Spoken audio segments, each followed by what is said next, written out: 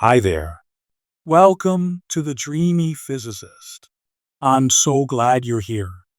You found a quiet corner of the night where thoughts slow, curiosity breathes, and the cosmos feels close enough to whisper. Tonight, on the Dreamy Physicist, the single stone glows in the cold dark.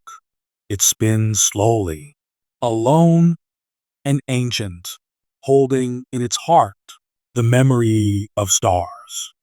Come with me. Let's drift beside it.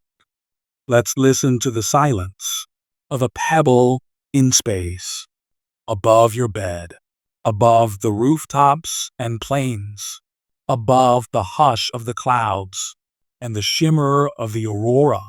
A stone moves through space. It does not fall. It does not fly.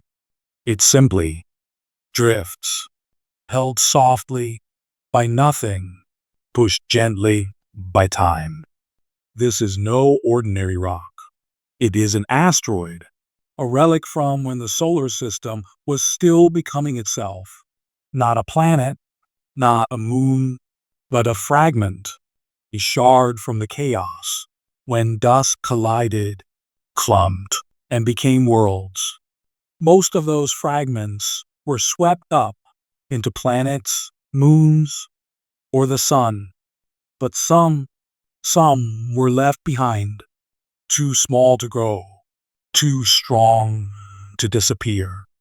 And so they drift, year after year, age after age, carrying the original blueprint of everything. You are floating beside one now, not with your body, but with your mind, your soft, wandering mind, free from gravity tonight. The asteroid is dark, but not lifeless. Its surface shimmers faintly, tiny flecks of metal, catching starlight like glitter on ash. Inside, it holds iron and nickel, platinum, cobalt, and rare earth elements that aren't from Earth at all. Elements born in stars that died long ago in brilliant, shattering ends called supernovae. Imagine that, a star dying in a cosmic firestorm, scattering its heart into space, and some tiny piece of that becoming this pebble, a piece of stardust that never joined a planet, that never knew rain, or footsteps, or sound, only silence and waiting. On Earth, we dig for these same metals. We tear open mountains, burrow beneath oceans, carve into the bones of the world for what this quiet rock holds so freely. And that's why, in conference rooms and space agencies, people speak of an asteroid gold rush, not for gold, exactly, but for the purity of untouched metal, for the treasure that floats above us without cost to Earth. Single asteroid, no wider than a city, could hold more platinum than we've ever mined from the entire planet. But there's more here than value. There is time. There is memory. There is science. This asteroid is a fossil, not of bone, but of beginnings. It holds the fingerprints of the early solar system, of the swirling, glowing dust that once dreamed itself into planets. You reach out in your thoughts and imagine touching it. What would it feel like? Cold and ancient, rough and metallic? Would it hum quietly with the music of its orbit? Some of these stones were nearly planets. They started to grow, gathering mass, gathering gravity. But collisions and chaos stopped their becoming. They were cast adrift, frozen in potential. That's what you're touching now, a world that never was. We've begun to visit them, slowly, carefully, with robotic hands and soft landings. Hayabusa from Japan touched one, named Iroquois, and brought back grains of dust. Osiris-Rex from NASA visited Bennu, and with a delicate kiss of machinery, took a handful of powder that had not felt sunlight in billions of years.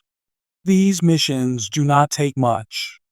They are not here to mine, but to ask, to listen, to learn. They carry our questions, wrapped in code and caution. What are you made of? Where did you come from? What can you teach us about the beginning? And maybe, someday, they will also carry tools to drill, to extract, to build. Private companies now imagine a future where these drifting stones become fuel depots, metal factories, supply stations for spacefarers not yet born. A future where we harvest the sky instead of the soil. But tonight, there are no drills, no engines, no rush. Only you and this ancient pebble turning slowly in a dream of quiet. It has waited 4 billion years to be seen, to be touched, to be heard. And in its stillness, it offers a truth that not all treasure is wealth. Some treasure is memory. Some is mystery. Some is simply presence. It does not ask to be mined. It asks to be noticed. You breathe slowly now, your chest rising like tides. You feel how small you are, but not insignificant. Small like a thought, small like a whisper, small like the asteroid itself, yet capable of wonder. You understand, in the quiet hum between stars, that this rock is more than metal. It is a mirror. It shows us our hunger and also our hope. To reach, to understand, to explore gently. The asteroid spins, slow and steady. It doesn't know you're here, but somehow that doesn't matter. Its silence teaches you that not all questions need answers, and not all journeys need arrival. You let go of it now, in your mind, but gently, as if parting from an old, patient teacher. And as your awareness drifts back toward your bed, toward the softness of now, you feel something still glowing in you. Not the light of metal, but the shimmer of curiosity. A question rises like mist in the air. If one pebble holds the history of stars, what stories do the larger ones keep hidden inside? You close your eyes again, and the dark becomes a sky. Not empty, but full of quiet witnesses. They are scattered like broken beads from a forgotten necklace, suspended in space and shimmering with memory. Tonight you drift not through emptiness, but through a living museum of the solar system's childhood. Each asteroid is a page from a book that was never finished, a chapter torn loose from the story of how planets became. These aren't just rocks. They are record keepers. They hold heat in their minerals, ice in their shadows, and history in their scars. Imagine now you are floating through the asteroid belt, a vast and quiet river of stone that flows between Mars and Jupiter. Not crowded, not dangerous, but sparse and solemn. You might pass a single asteroid only once every few days as you drift in silence. But even in their distance, they speak. Each one tells a story, not in words, but in its orbit, its chemistry, its fractured face. One spins like a top, wobbling, its surface cracked from ancient collisions. Another barely turns at all, quiet and round, its crust sealed by time. Together, they remember a world that never came to be, long ago, long before Earth wore oceans, long before trees or breath or bones. This belt of stone was alive with becoming. There was a time when the space between Mars and Jupiter might have made a planet. But Jupiter, mighty and massive, had other plans. Its gravity tugged and twisted the region like a tide. It disrupted the dance, breaking apart what tried to form, scattering would-be planets into fragments. And so, no planet came. Only thousands of asteroids remained, frozen in half-formed dreams. That is what the asteroids remember, not what happened, but what almost did.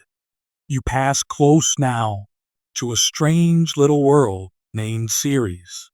It's the largest object in the asteroid belt, round, cold, and gentle, more like a miniature planet than a rock.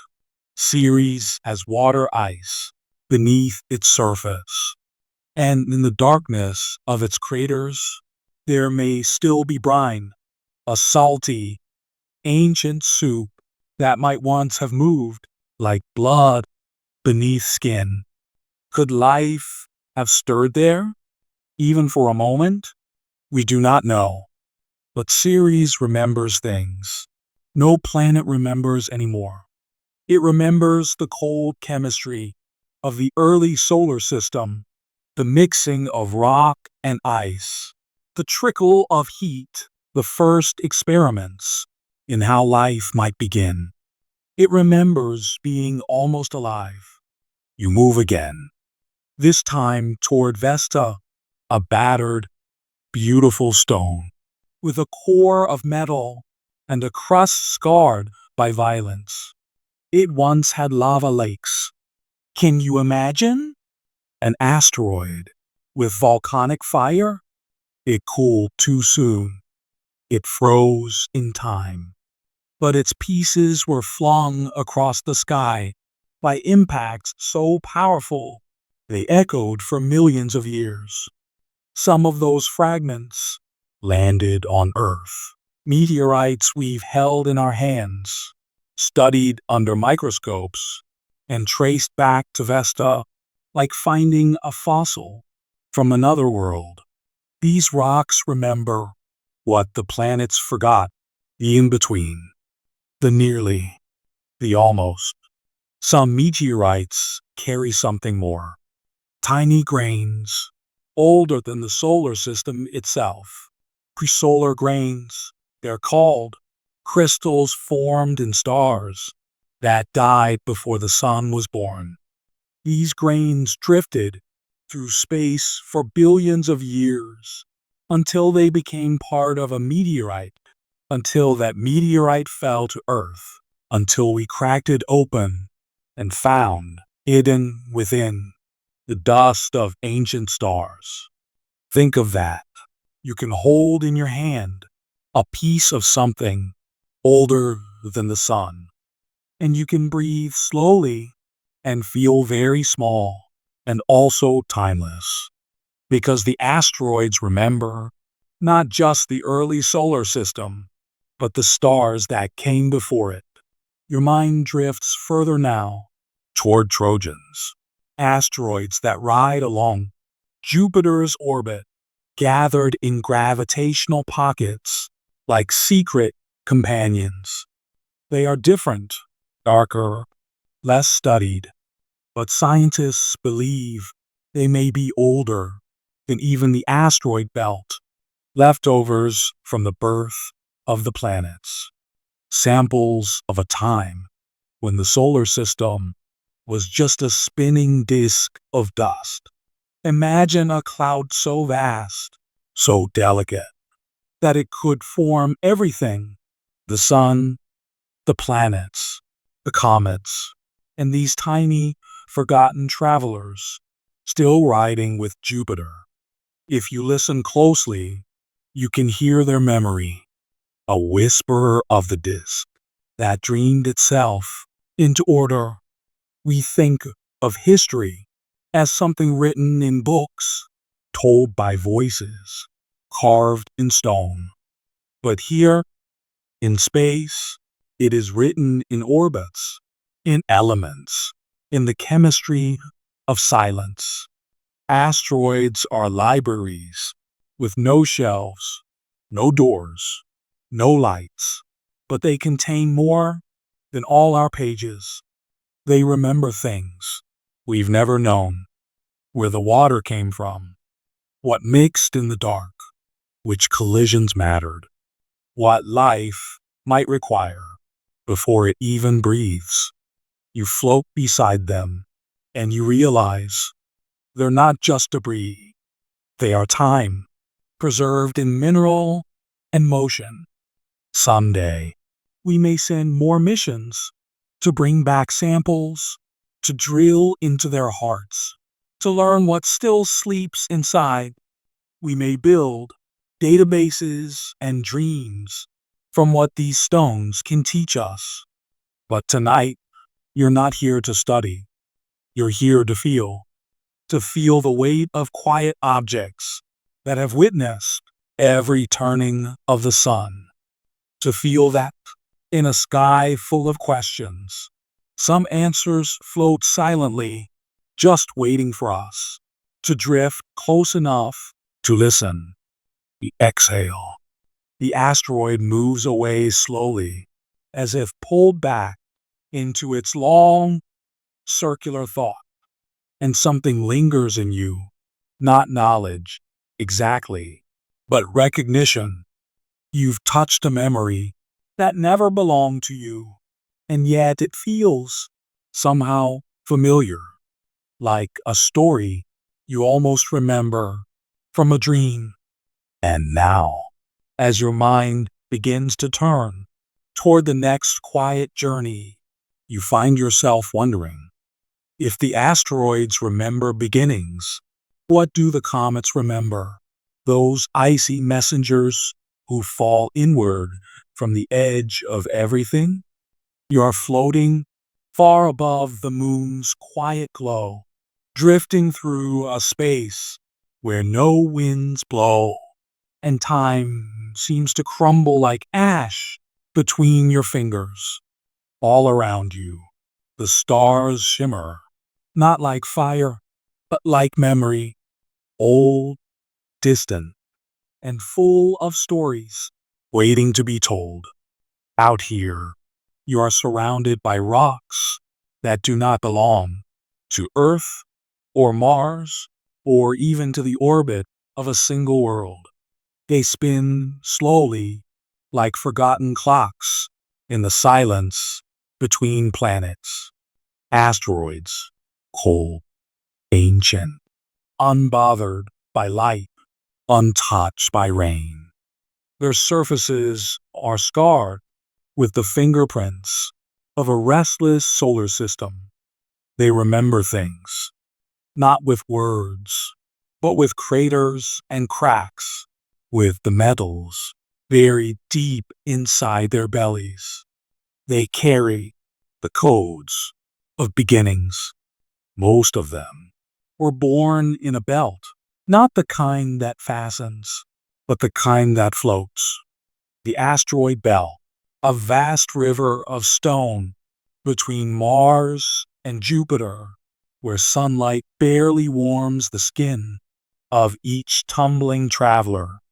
Others came from farther still, flung out or dragged in by gravity's endless hunger.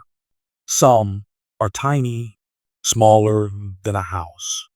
Some are mountains adrift, and some are treasure maps, not drawn in ink, but carved in chemistry. You see, long ago, before Earth had oceans, before the moon had a face, the solar system was a storm of fire, dust, and collisions. Out of that chaos, tiny grains came together. They kissed, stuck, spun, and over time, these grains became pebbles. Pebbles became boulders, and boulders became worlds. But not all. Some fragments never grew. They remained suspended between growth and ruin, unchanged, unfolded. These are the asteroids, and in them we find what the planets have buried. Because while Earth melted and churned and shifted its crust like a sleepless sleeper, asteroids did not. They kept their cores like locked vaults. Iron, nickel, platinum, even water, hidden in crystals, trapped in clay, waiting quietly in the cold dark. Scientists call them primitive bodies, but there is nothing simple about the stories they tell. Some hold grains older than the sun, grains from other stars, drifted into our swirling nursery of gas. Others contain amino acids, the seeds of life. Not life itself, but the alphabet it would one day use to write itself into being. So we look at them now, not just with wonder, but with purpose. We map them.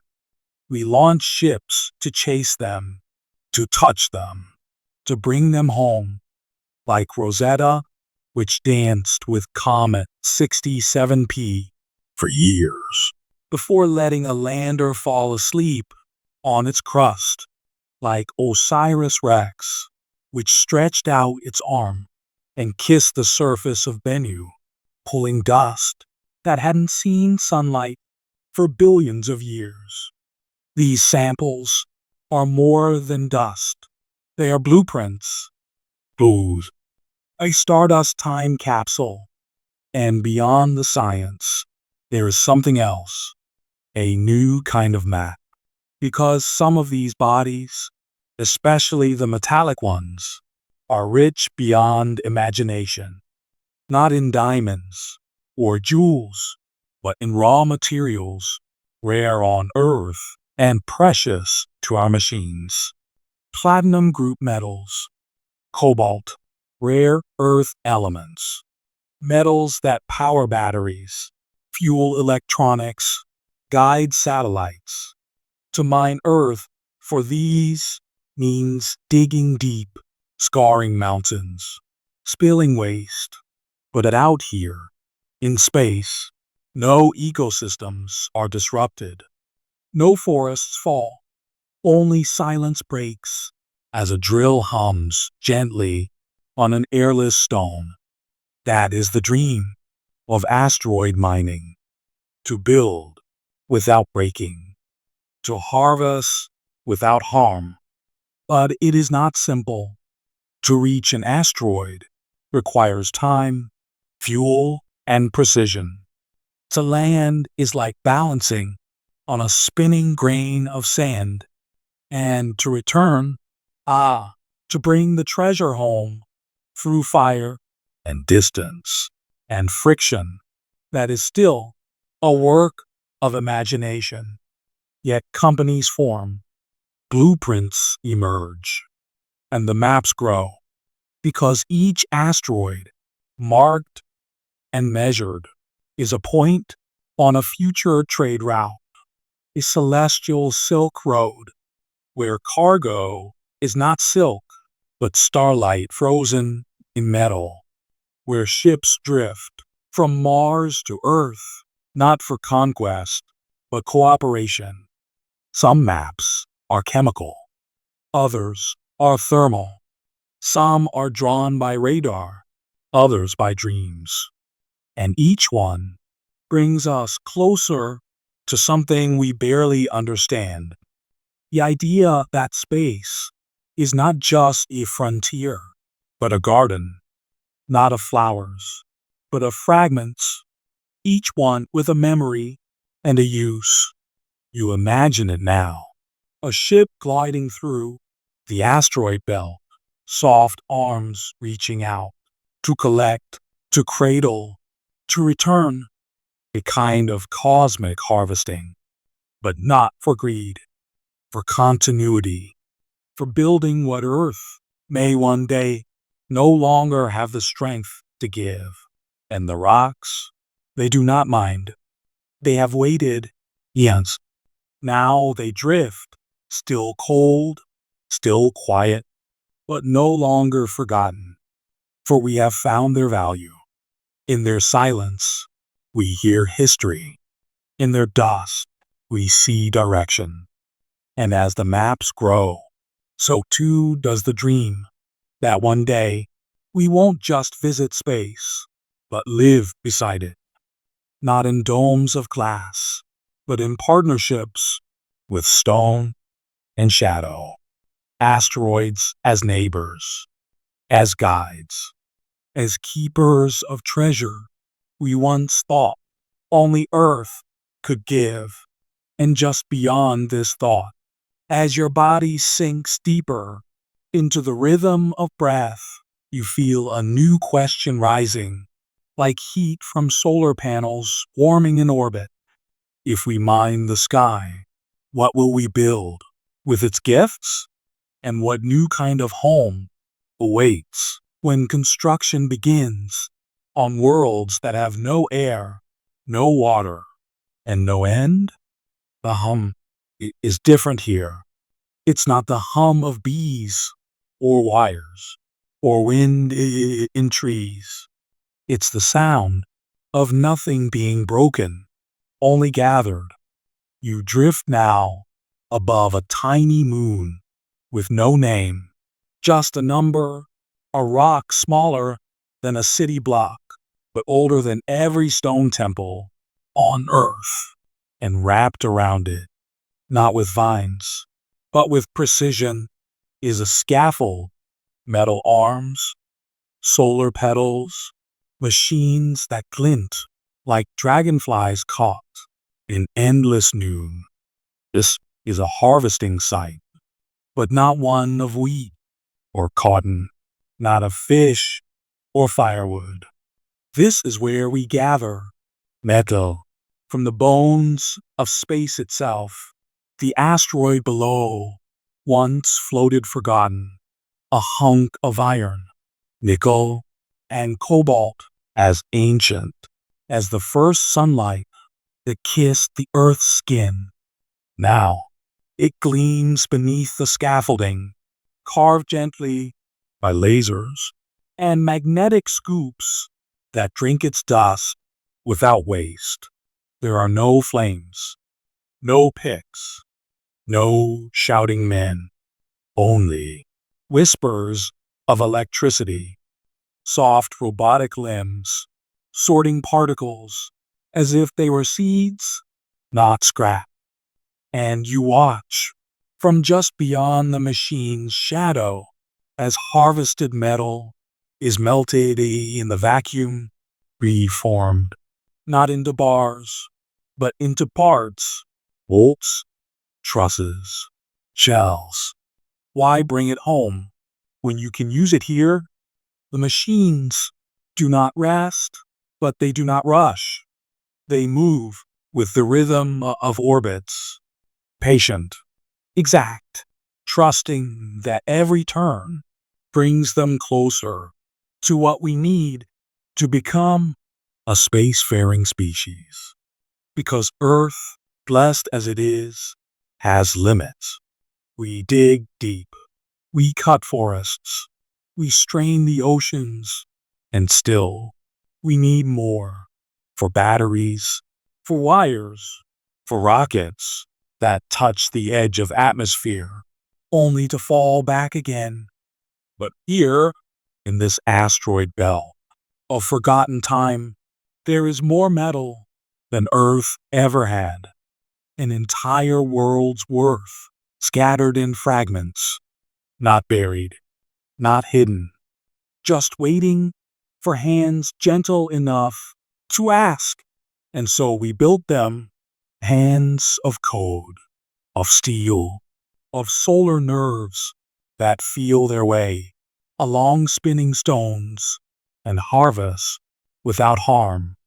You drift deeper now into the belly of the scaffold.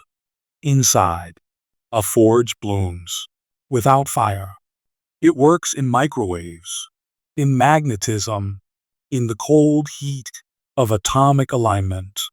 Powders become plates, plates become panels, and panels become parts of something greater, a habitat, perhaps, a frame for a telescope, or just a tank to hold fuel for the next ship that passes this way. Each object forged in space is one less burden lifted from Earth. You begin to understand. This is not mining. This is gardening, not of life, but of potential. Planting the seeds of infrastructure in the soil less dark. And just beyond, you see them, other rocks, tagged with lights, marked on digital maps that float above every engineer's visor. These are the next harvests, the next silent partnerships. Already, calculations ripple through networks, measuring spin, composition, trajectory. The machines speak in pulses, in thermal size, and decisions are made which asteroid to reach next, what elements to seek, what shapes to forge. This is not science fiction. It is science unfolding. Already, on Earth, 3D printers have built bridges from dust. Already, we've printed rocket nozzles from metal powders so fine they dance in air. Now, we do the same in orbit. We print in zero gravity on floating platforms where weight means nothing and shape is everything. We learn to print habitats that unfold like flowers. We print tools on demand. We print shields against the sun's sharp wind. The asteroid is not a mine. It is a library, and metal is its language. Every molecule, a letter. Every grain, a syllable of strength.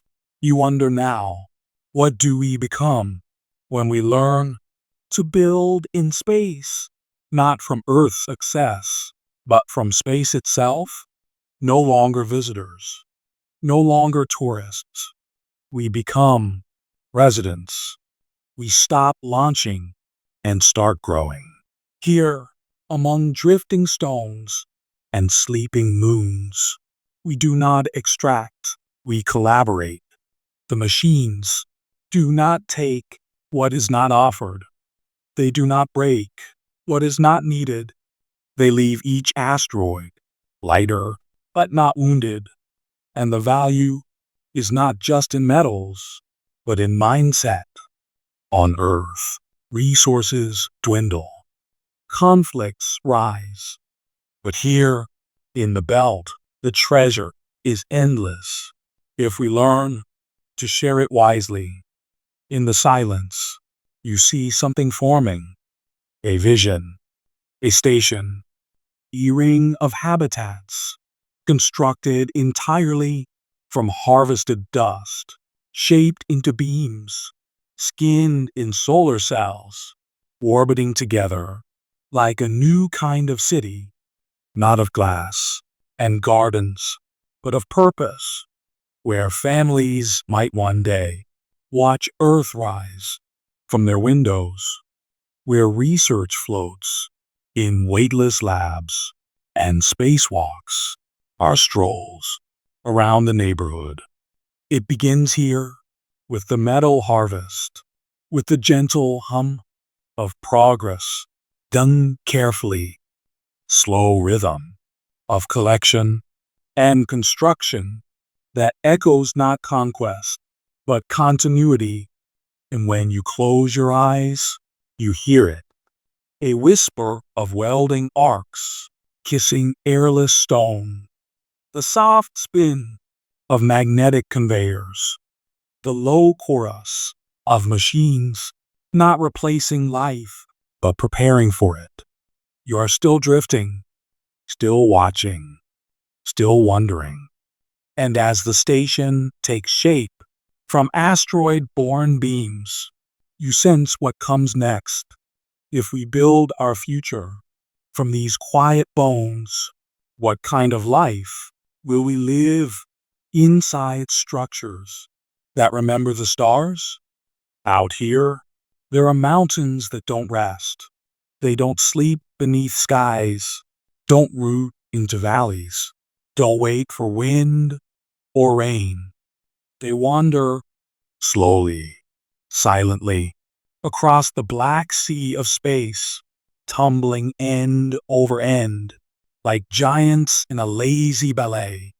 You float now in the shadow of one such mountain, an asteroid, big as a stadium, pitted like an old tooth, glinting with minerals, older than any fossil.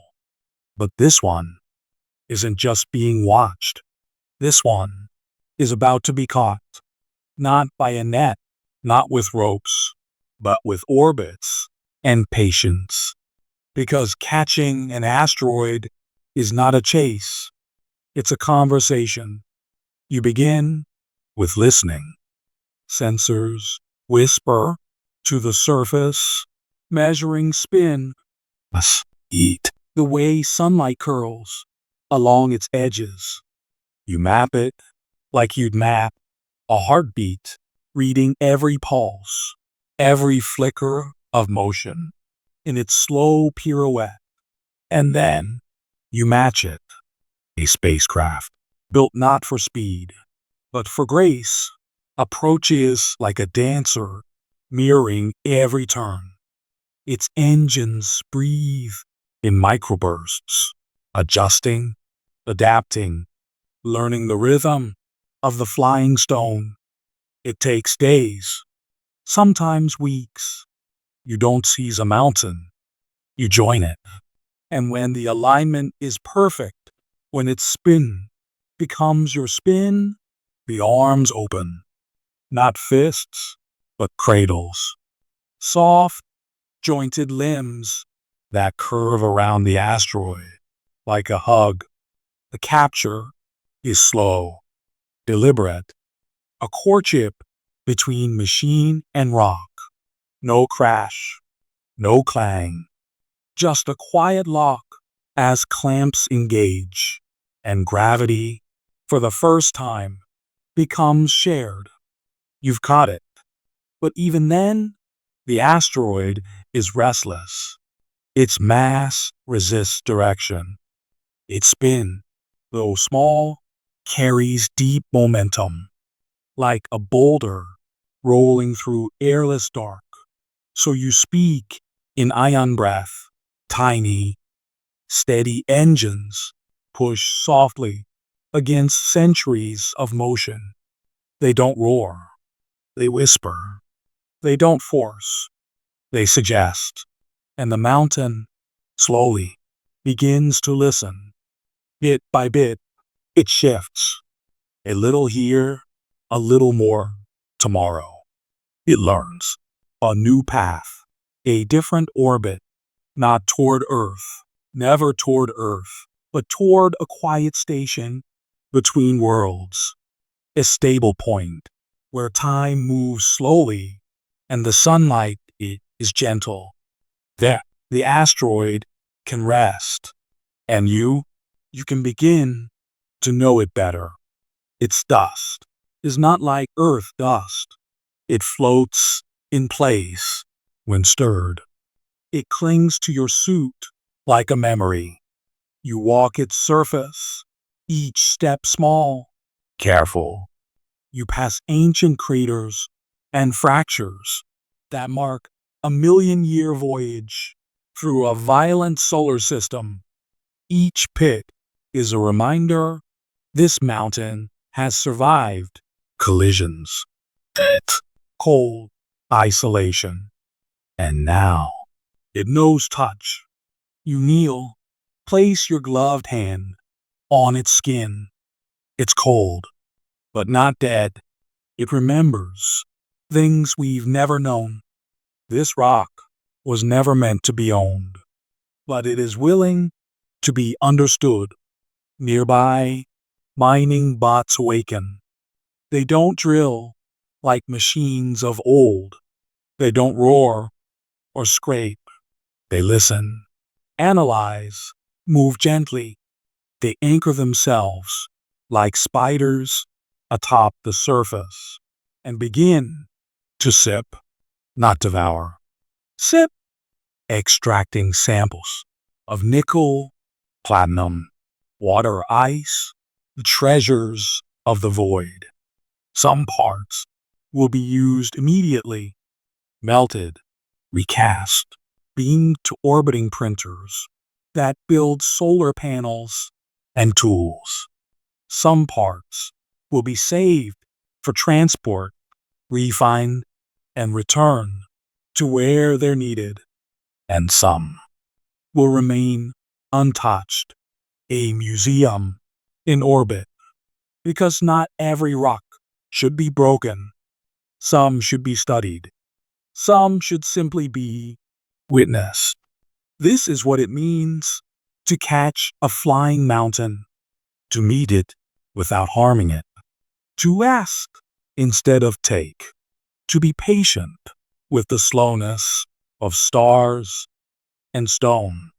The work is slow and beautiful. Above you, a ring of support ships glints in silence. They monitor, they protect, they wait. You are not alone. Back on Earth, a classroom watches. Through live feed, children press their noses to glass screens, giggling as the asteroid turns gently under your boots. They imagine being you, and one day they may be, because these mountains will not run out. The solar system is full of them, wanderers, carriers of ancient material we once dug for in dangerous tunnels. Now we meet them in their own skies. We build on what drifts. We learn from what floats. And slowly, we stop stripping planets. Instead, we partner with pebbles and giants that offer what we need without demanding a wound. Even now, as you prepare for your return trip, the next asteroid is being tracked. This one is different, spinning faster, smaller, less predictable, but still, it can be caught, not with force, but with patience, not by domination, by rhythm. You adjust your visor, watching that distant glimmer, sailing across the stars. Another challenge, another whisper, and deep in your heart, you already know every flying mountain is just a quiet story waiting to be heard. If we listen carefully enough, if we move with care, if we let the sky teach us how to reach without harm, what might happen, you wonder, when we not only catch these mountains, but live among them?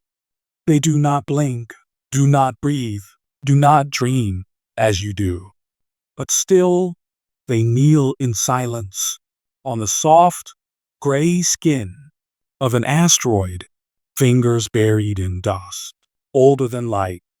These are not the robots of noisy legend, not cold warriors, not clanking metal beasts. Yep. These are listeners, watchers, builders with gentle hands and careful hearts, written in code. They move slowly because gravity is soft here. A breath, a whisper. Each motion must be earned.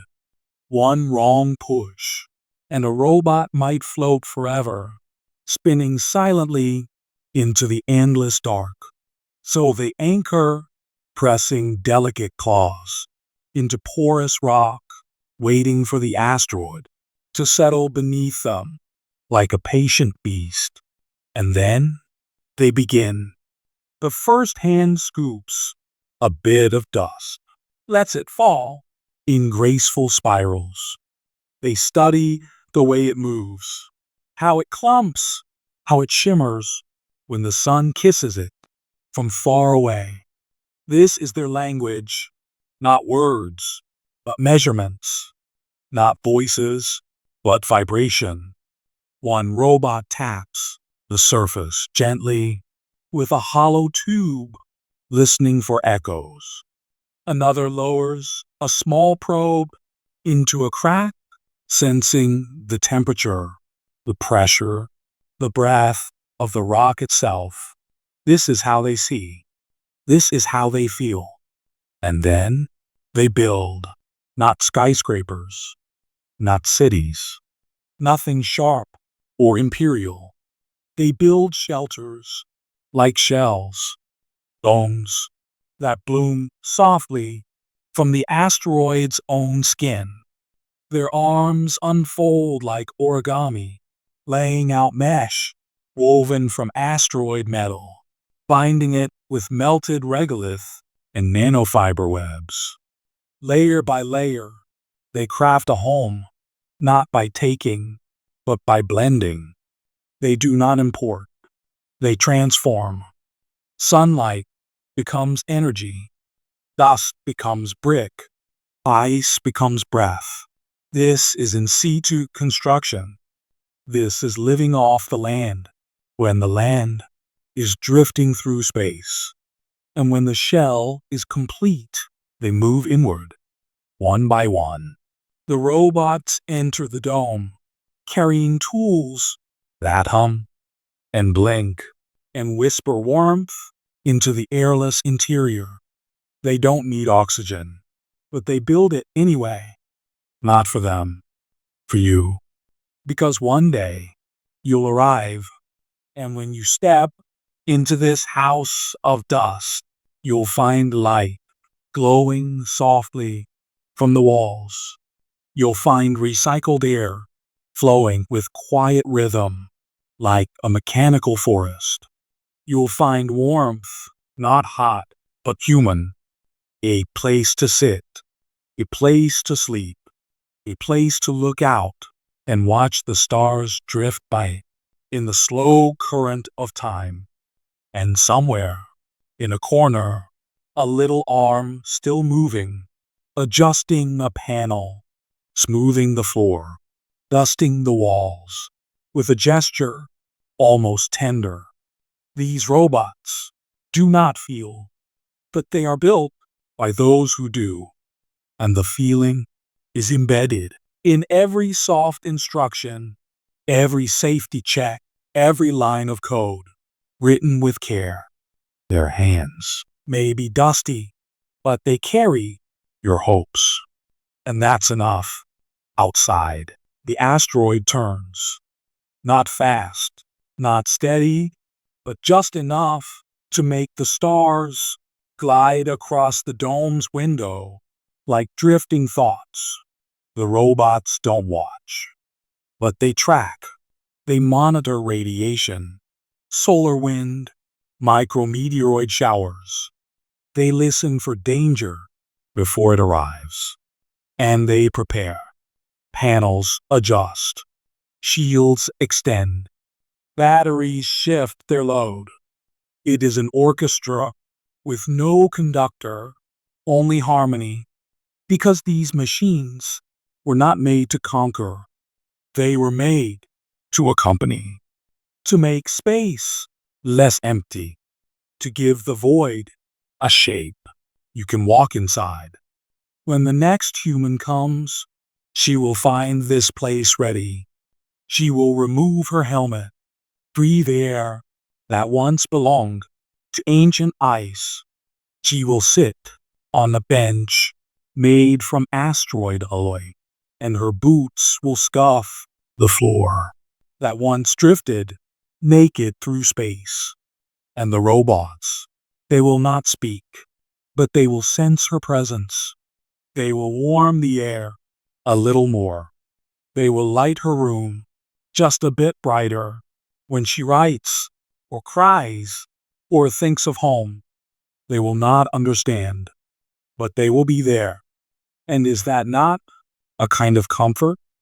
Later, as she sleeps, they'll check the filters, recalibrate sensors, tuck her in with code. Outside, a cargo ship arrives, autonomous, precise.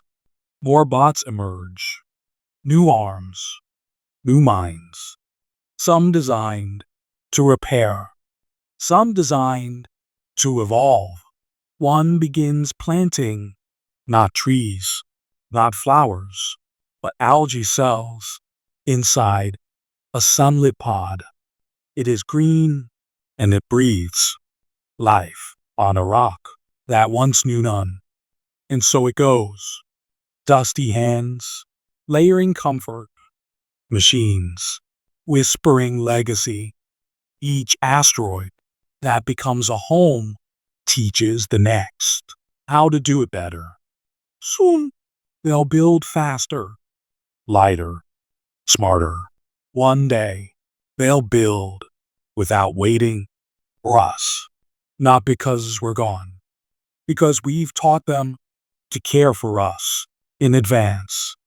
They will greet our grandchildren with open doors, safe water, warm light, and though they'll never know a mother's voice or a father's hand, they will remember the shape of our needs, because robots with dusty hands do not mourn, do not sing, but they build like we once did for the ones we love, the ones we hope for, the ones we've never met. And they never tire. As this dome hums, deep within the asteroid spine, 1,000 more awaken in distant rocks, all across the belt. Shelters begin to bloom. Dust rises, arms unfold, and the sky slowly fills with places to rest. And now you wonder what might bloom between these homes? What kinds of life and connection will grow in the quiet space between stars, far beyond Mars, past the last warm whisper of the sun's breath, where heat no longer kisses metal or skin. The void deepens, and something waits. Not monsters, not ghosts, but treasure that does not glitter. In the Kuiper Belt, where light arrives tired and shadows live forever, lie ancient objects, frozen, quiet, untouched for billions of years. They are not asteroids, not quite. They are not comets, not yet. They are something older, larger, colder, and humans, soft and breathing, have sent machines into this deep night, not because we need more, but because we need to understand. These distant miners, these robotic scouts, whisper through radio threads so faint they take hours to cross the silence. You might imagine them like polar divers, descenders into black water beneath sheets of ancient ice. But here, there is no ocean, only dust, only frozen nitrogen. methane, ammonia, rock that remembers a time before planets. To mine this dark is not to dig, it is to coax, to thaw, to listen. The machines sent here move slowly, not just from cold, but from caution. Every spark risks a cascade of loss, a crack, a freeze, a goodbye. So they land gently, anchoring with long legs that spread wide, like spiders on brittle snow. There are no footsteps in this place, only imprints left by patient machines in the powdered silence. Their first act is not to drill, but to breathe. They warm the rock just slightly to release vapors held in stasis since before Earth had trees. Out rises the breath of creation, molecules that formed in the early solar womb, and the robots catch these sighs in narrow tubes like astronomers catching starlight in jars. Then they begin to sample, core by core. They extract slivers of the ancient dark, columns of layered time, ringed like trees, silent like tombs. Inside the ice are secrets, amino whispers, organic codes, unwritten recipes for what might become life under different suns. This is not mining for riches. This is mining for memory. Even the tools reflect this.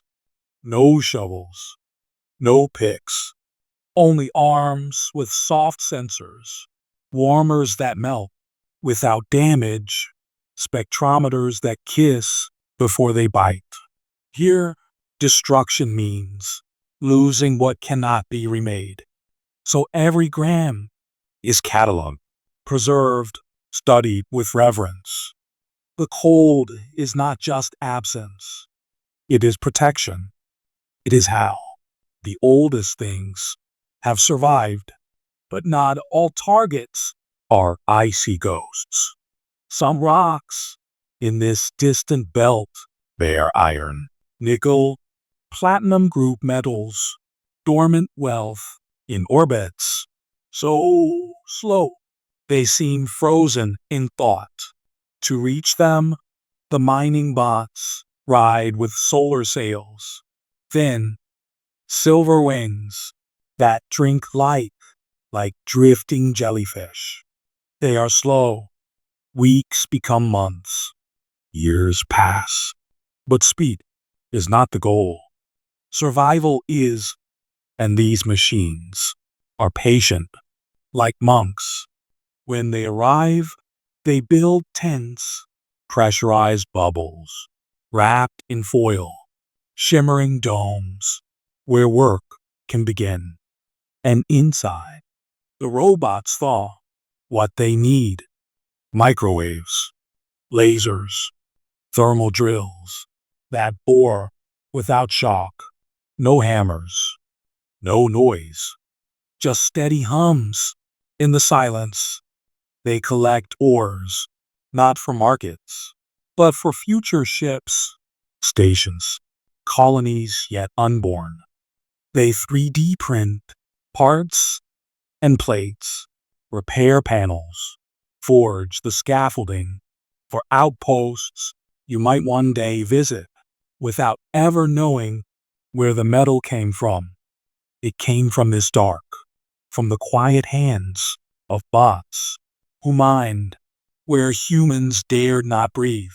And in between work, they watch, because the dark teaches in silence. Telescopes unfold from their backs, not for stars, but for studying the frozen neighbors drifting nearby. Some are red, some are black, some shimmer with crystals that glint like frost on bone. And once in a while, They catch a movement, a comet, stirring in the deep, beginning its long spiral toward the inner light. And the bots record every orbit, every flake, every sign of change. They are archivists of the coldest edge, and sometimes they send gifts, capsules loaded with samples are launched back toward Earth, tiny ambassadors of forgotten chemistry. They take years to arrive, but when they do, scientists weep because inside these return boxes are answers to questions we didn't know we had. Bits of frozen methane that crackle with buried energy, traces of molecules that look eerily like life's beginning. And now, you see, the coldest places are not lifeless. They are cradles, unopened letters from the universe to its curious children, and the miners keep reading. Every sample adds a line to a poem 4 billion years long. And maybe one day these machines will find more. A bubble of brine, still liquid, a buried heat source, whispering energy into trapped chemistry. Life, maybe not, but close. Close enough to wonder. And that wondering, that understanding, is what keeps the mining bots working. Not greed, not conquest, but longing. A longing reprogrammed into them like a lullaby they cannot forget, even as they spin in darkness, half frozen, half awake. They mine not for gold, but for meaning. And one day, when we go to them, not as overlords, but as visitors, we'll kneel beside those quiet domes and see what they found in the ice, in the rock, in the dark. And we'll ask, what comes next? Where do we go once the mining stops? Once the samples are home? Once the silence has told us everything it remembers? There is a kind of silence that isn't empty. It waits, it listens, and sometimes it negotiates out beyond Earth's crowded orbits, past satellites, and the noisy hum of near-space ambition. Lies a quiet field where no coins fall, no ledgers whisper, but where value drifts in the vacuum like dust awaiting discovery. Space is not a marketplace. Not yet. But already, the ledgers are being drawn. Not on paper, but in code, in policy, in dreams inked with platinum and ice. You wonder, how does an economy breathe in a place with no air? It breathes in time, in patience, in orbits that circle like slow investment returns, like trust compounding on trajectories measured in years. Imagine an asteroid rich with nickel and cobalt spinning slowly in the black. It costs billions to reach it, more to mine it, even more to return. And yet, on Earth, those same metals are finite, tied to suffering, to mining scars, to cost, both human and ecological. So space becomes not just a dream of expansion, but a ledger of rebalancing. Not greed, but rethinking. In the silence of space, you begin to see new kinds of wealth. Not paper, not gold, but scarcity, strategic position, information. A frozen rock that holds water becomes priceless, not for Earth, but for Mars. Water means fuel. Hydrogen and oxygen split cleanly in quiet machines. Refueling in orbit means staying longer, going farther. The economy here is shaped by physics, launch costs, delta V budgets, mass to thrust ratios, and these numbers are harsher than bankers. They do not forgive, they do not bend. So value is defined by location, by composition, by orbit. A rock in the right place is worth more than gold locked beneath the wrong mountain. And slowly, we see a shift from terrestrial economics to orbital logic. Companies rise with names like constellations. They map resources with AI-driven eyes, selling probability, selling prediction. They promise futures, not just financial, but physical. They say, here's where the water is. Here's a corridor where transport is cheapest. Here's a refueling path to Saturn's moons. Space becomes a market of routes, of supply chains made of sunlight, vacuum, and robot labor. No shops, no shelves, just data moving through quiet, like blood through a cold body. But not all is silent. Back on Earth, people argue. Who owns a rock that no one has touched? Is discovery a deed? Is proximity possession? What if a nation flags it? What if a company trademarks its name? The Outer Space Treaty, written in a time when dreams were young, says no state can own the moon or any celestial body. But the treaty does not speak clearly about what happens when someone brings a piece home. So laws begin to form like frost, slow, thin, but spreading. Some countries pass bills. Yes, they say, you may keep what you mine. Others remain silent. Others protest. And lawyers become the new cartographers, drawing lines not in dust, but in clauses, in loopholes, in quiet agreements.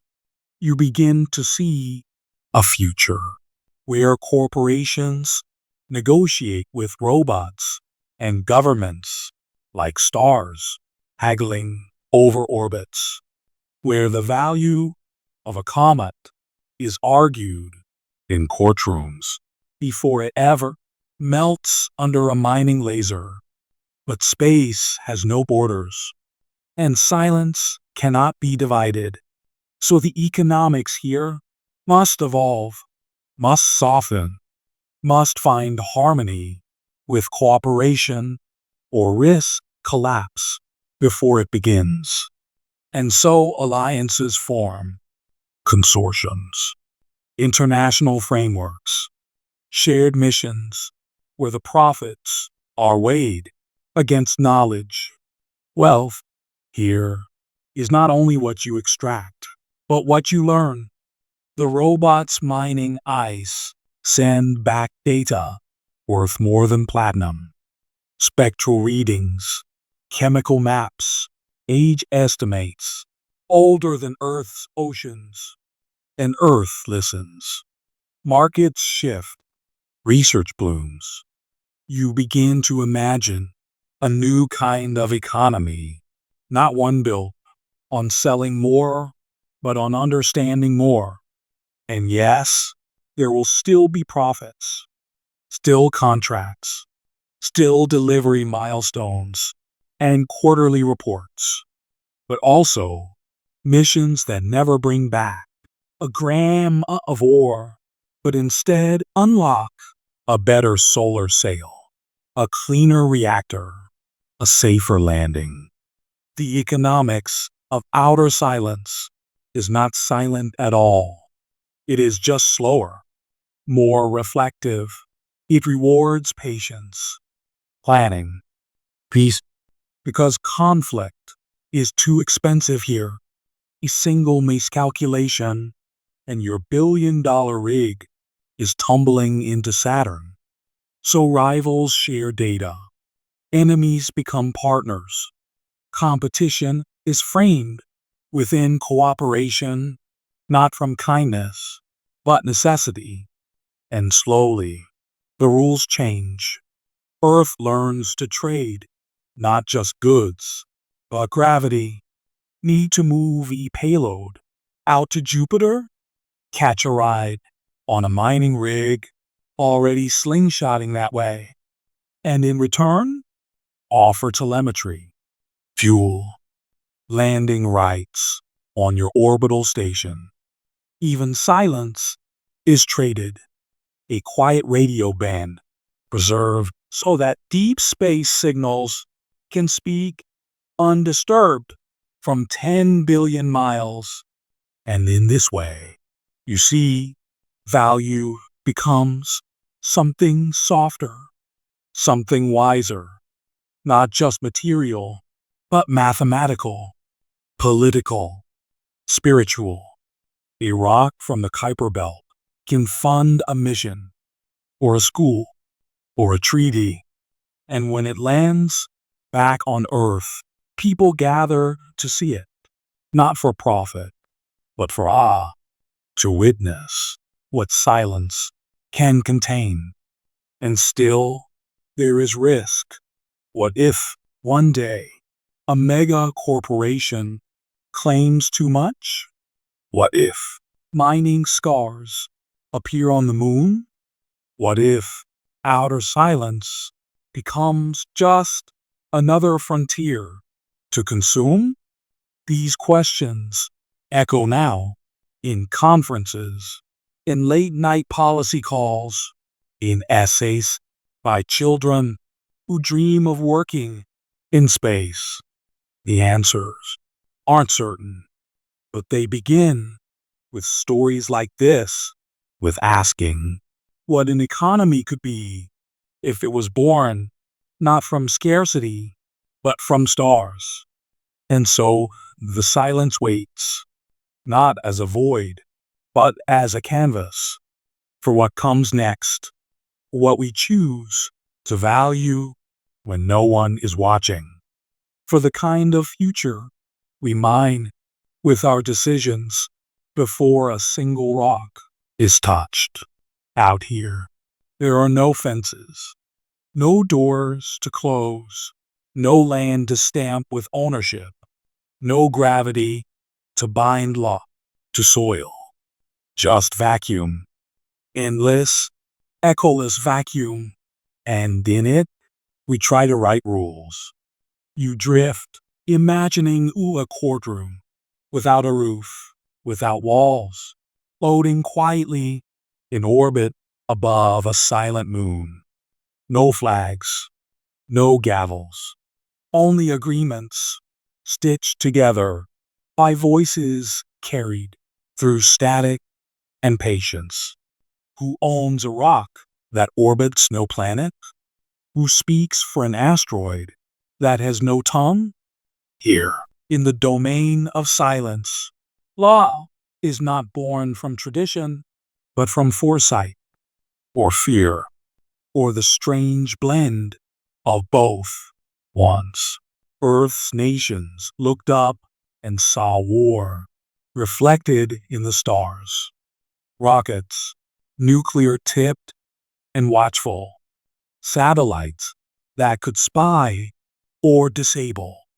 Space, they thought, might become the next battlefield. So in 1967, as boots marched and Cold War breath steamed the air, leaders reached across mistrust and signed the Outer Space Treaty. Simple beginning. No nation may claim a celestial body as sovereign territory. The moon, Mars, asteroids, all are the common heritage of humankind. A poetic phrase. And yet, what does it mean? If you build a base on a crater's rim, does it not become yours? If your robot mines a mountain of platinum, can another arrive and take it? The treaty says space is for peaceful use, that exploration must benefit all humanity. But peace, like ownership, has many faces. In the years that followed, new questions formed, like stardust in policy chambers. What about private companies? They are not nations. Does the treaty bind them too? What if one sets sail and begins to harvest ice from a quiet comet? Is that theft or progress? So laws begin to evolve. The United States, then Luxembourg, then others pass bills that say, yes, if you mine it, you own it, not the world, just the yield, just the material, gathered and carried.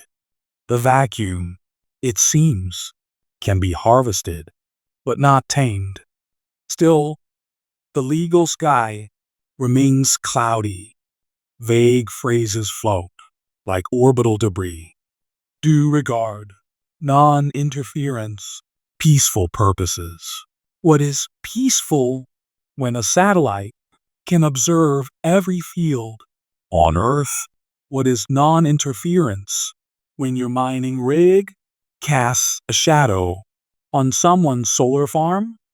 You drift further, wondering if two ships meet at an asteroid, both with claims, both with plans. Who decides? There is no sheriff in space, no global court with cosmic jurisdiction. So, in the absence of power, we look to precedent, to diplomacy, to whispers. Agreements form quietly between agencies, between companies.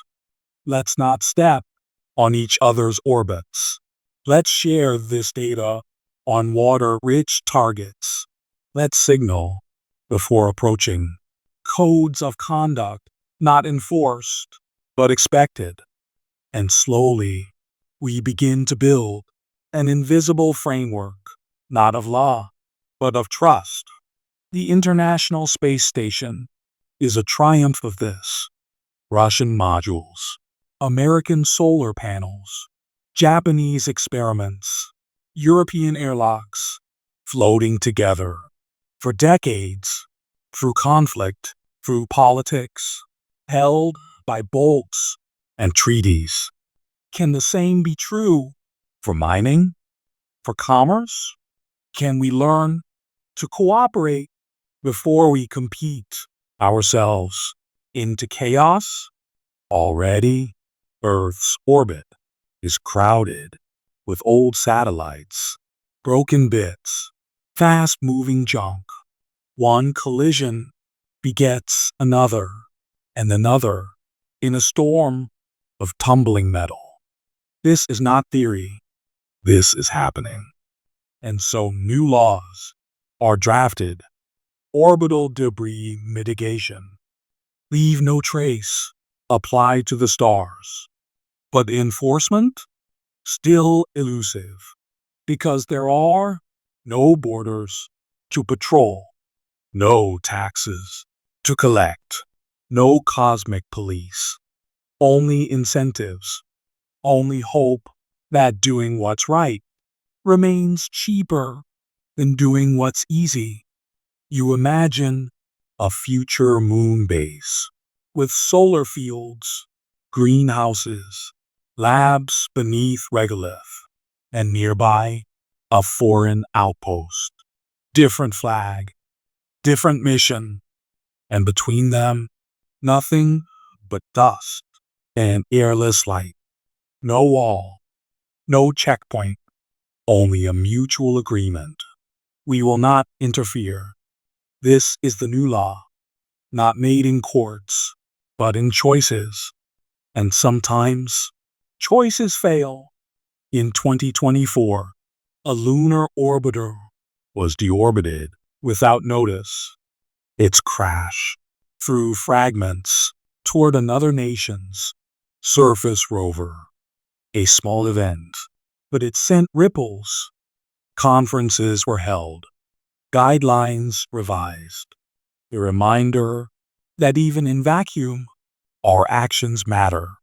Even in silence, there are echoes. So now, a new treaty stirs.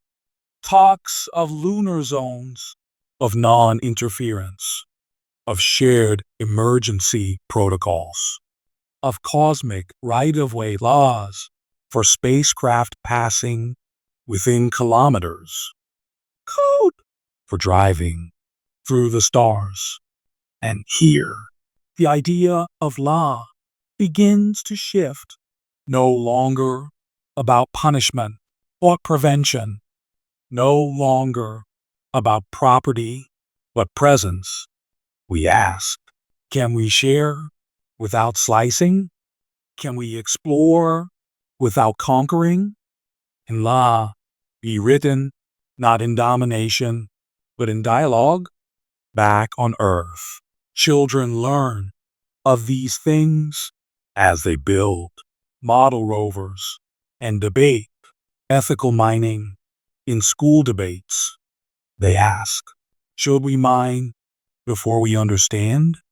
Should we profit before we preserve? Their questions are the new preamble, their curiosity, the first draft of future treaties. And you realize the laws written in vacuum are not empty. They are breathless. Yes, but not lifeless. They are made from the same silence as starlight, as memory, as promise. They will shape who we become when we are no longer bound to Earth. They will define whether our future among the stars is shared or shattered. And as we draft these laws between pulses of radio, in orbital conference calls, in robotic handshakes, we are not just governing space, we are governing our imagination. Because where there are no walls, no boundaries, only vacuum, what we choose to write matters more than ever. Somewhere, in the middle of blackness, a drop glistens. It floats, not on a leaf or in a cup, but alone, a perfect orb of water, drifting in the quiet dark. And you, watching it, realize this is not just water. It is life. It is breath. It is fuel. Not metaphorically, but literally. You see, in space, we measure value differently. Gold is heavy. Diamonds are brittle. But water is a miracle with mass. It can be split atom by atom into hydrogen and oxygen. And together, those gases burn with a clean, hot flame, rocket fuel, liquid courage for climbing gravity wells. And so, that tiny droplet, suspended in silence, is not just hydration, it is motion, it is future, it is return. For decades, space missions carried their water from Earth, gallons upon gallons, like ancient caravans, hauling supplies across a desert. But the desert is vast, and the well too far. What if, instead, you could find water where you are? What if space had its own springs? We now believe it does. On the moon, in permanently shadowed craters where sunlight hasn't touched for billions of years, ice lies frozen in the dust, trapped in darkness, untouched by heat, waiting. On asteroids, too, carbonaceous bodies carry water-rich minerals, clay-like, ancient, bearing within them the breath of time. Even Mars holds secrets beneath its surface. Permafrost, briny reservoirs, like whisper under red dust. But water is not just for drinking and not just for fire. Break it apart, and you get oxygen to breathe. Refuel a ship, and you enable return. Melt it, and plants can grow. The great settlements of the future, the domes on the moon, the tunnels on Mars, will not be built with imported bricks. They will be built on water. Where water is, civilization can bloom. Even in vacuum, you float now through a simulation, a base on an asteroid. Its solar panels stretch like dragonfly wings. Inside, machines hum, extracting hope from rock. A tank fills. Tiny bubbles rise. Hydrogen is piped to one chamber, oxygen to another, stored, pressurized, ready. Nearby, a garden glows under LED suns. Green leaves shimmer in low gravity. Roots dangle into nutrient mist. Everything breathes in balance. And the heart of it all is water, not shipped, but harvested. A local miracle. You remember the early days when space seemed sterile, a place of suits and silence. Now, we learn to listen to what it offers, and space offers water, but it does not give it freely. To find it, you must search. To use it, you must engineer. To keep it, you must protect. Even one leak can doom a mission. Even one miscalculation can poison a system. Water in space is sacred, kind of alchemy. On Earth, we waste it. We let it drip, spill, run down streets, into storm drains. But out here, every molecule is measured, every drop recaptured. Breath becomes vapor, which condenses, filters, and returns to your lips as a sip. The sweat from your brow might someday feed a tomato plant. Nothing is discarded. Nothing is extra.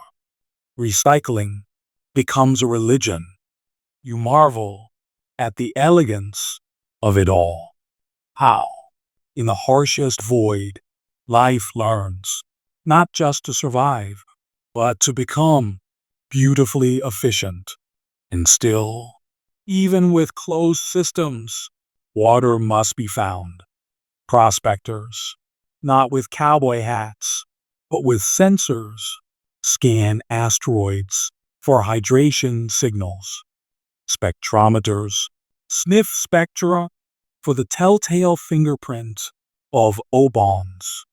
Lunar scouts drill test holes into dusty regolith to read its moisture memory. Every success is a revelation.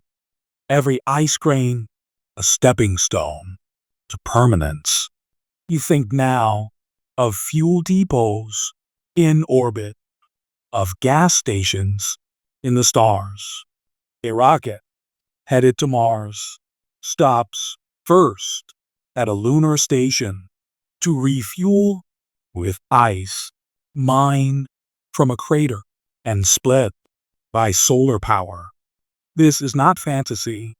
This is the blueprint on engineers' desks, because the hardest part of space travel is carrying everything with you. The smartest part is not needing to. So the question becomes, where is the fuel? In the silence? Where is the breath? Inside the rock? And slowly, you begin to see how everything connects. Mining for metals is profitable. Mining for water, transformative. One sells, the other sustains. Without water, space is a death sentence. With it, space becomes a garden with no walls. And suddenly, your imagination fills with futures. Not just astronauts, but settlers. Not just missions, but homes. Each tethered not by ships, but by reservoirs. Water as currency, water as power, water as freedom, but also as a promise. Because what we choose to preserve reveals what we value, and what we value will shape the soul of our expansion. You watch as a robotic arm delicately lifts a chunk of asteroid, feeds it into a furnace, and collects the steam that rises. A cup fills, clear, glowing, in starlight. Somewhere far away, a thruster ignites, powered not by Earth's fuel, but by what space itself has given. It's no longer just survival, it's symbiosis. The stars are not our enemy, they are our ecosystem, and in their silence, they have always held what we need, if only we know how to ask. The chapter ends not with conquest, but with care, not with extraction, but with exchange. A droplet, suspended in dark, becomes the most precious substance in the cosmos. And tomorrow, we will ask, what will it take to share that droplet fairly? What rules will shape its path from comet to colony? And whose future will it feed? You stand at the edge of a dry riverbed. It crackles beneath your feet, a lattice of dust where water once ran freely. But this is not a memory. It is a glimpse of a future that might come. When Earth runs out, it won't be sudden. It will happen one quiet day at a time. The forests will thin, one leaf at a time. The mines will deepen, one cut at a time. The air will warm, one breath at a time. And we will notice, but slowly, until suddenly it is too late. You close your eyes and imagine a planet used to its bones. The iron pulp from ancient hills, the copper strip from desert veins, the oil long gone, cities built with borrowed futures, farms drained by invisible thirst, and somewhere in a boardroom or a control room, someone says, "What now?" This chapter begins with that question. Because when Earth runs out, we will look up to the skies, to the belt of asteroids spinning like crumbs between Mars and Jupiter, to the silent moons and hollow comets gliding through dark. We will remember that out there, resources have no nations. Iron, nickel, water, even platinum, locked inside. Floating stone, not owned, not bordered, not claimed. Yet an Earth, aching and tired, will ask us to learn a gentler way, not because we are noble, but because we have no choice. You breathe in, slow and thoughtful, and feel the tension of two worlds. One, finite and fragile, where ecosystems tip on the edge of collapse. The other, infinite in silence, vast in material wealth, but cold and lifeless. Can we build a bridge between the two? Not of rockets, but of responsibility. You walk now through a dream of Earth's final mines. Machines dig deeper for less. Every ounce of metal harder to find. Every barrel of oil more toxic to extract. Tensions rise. Economies strain.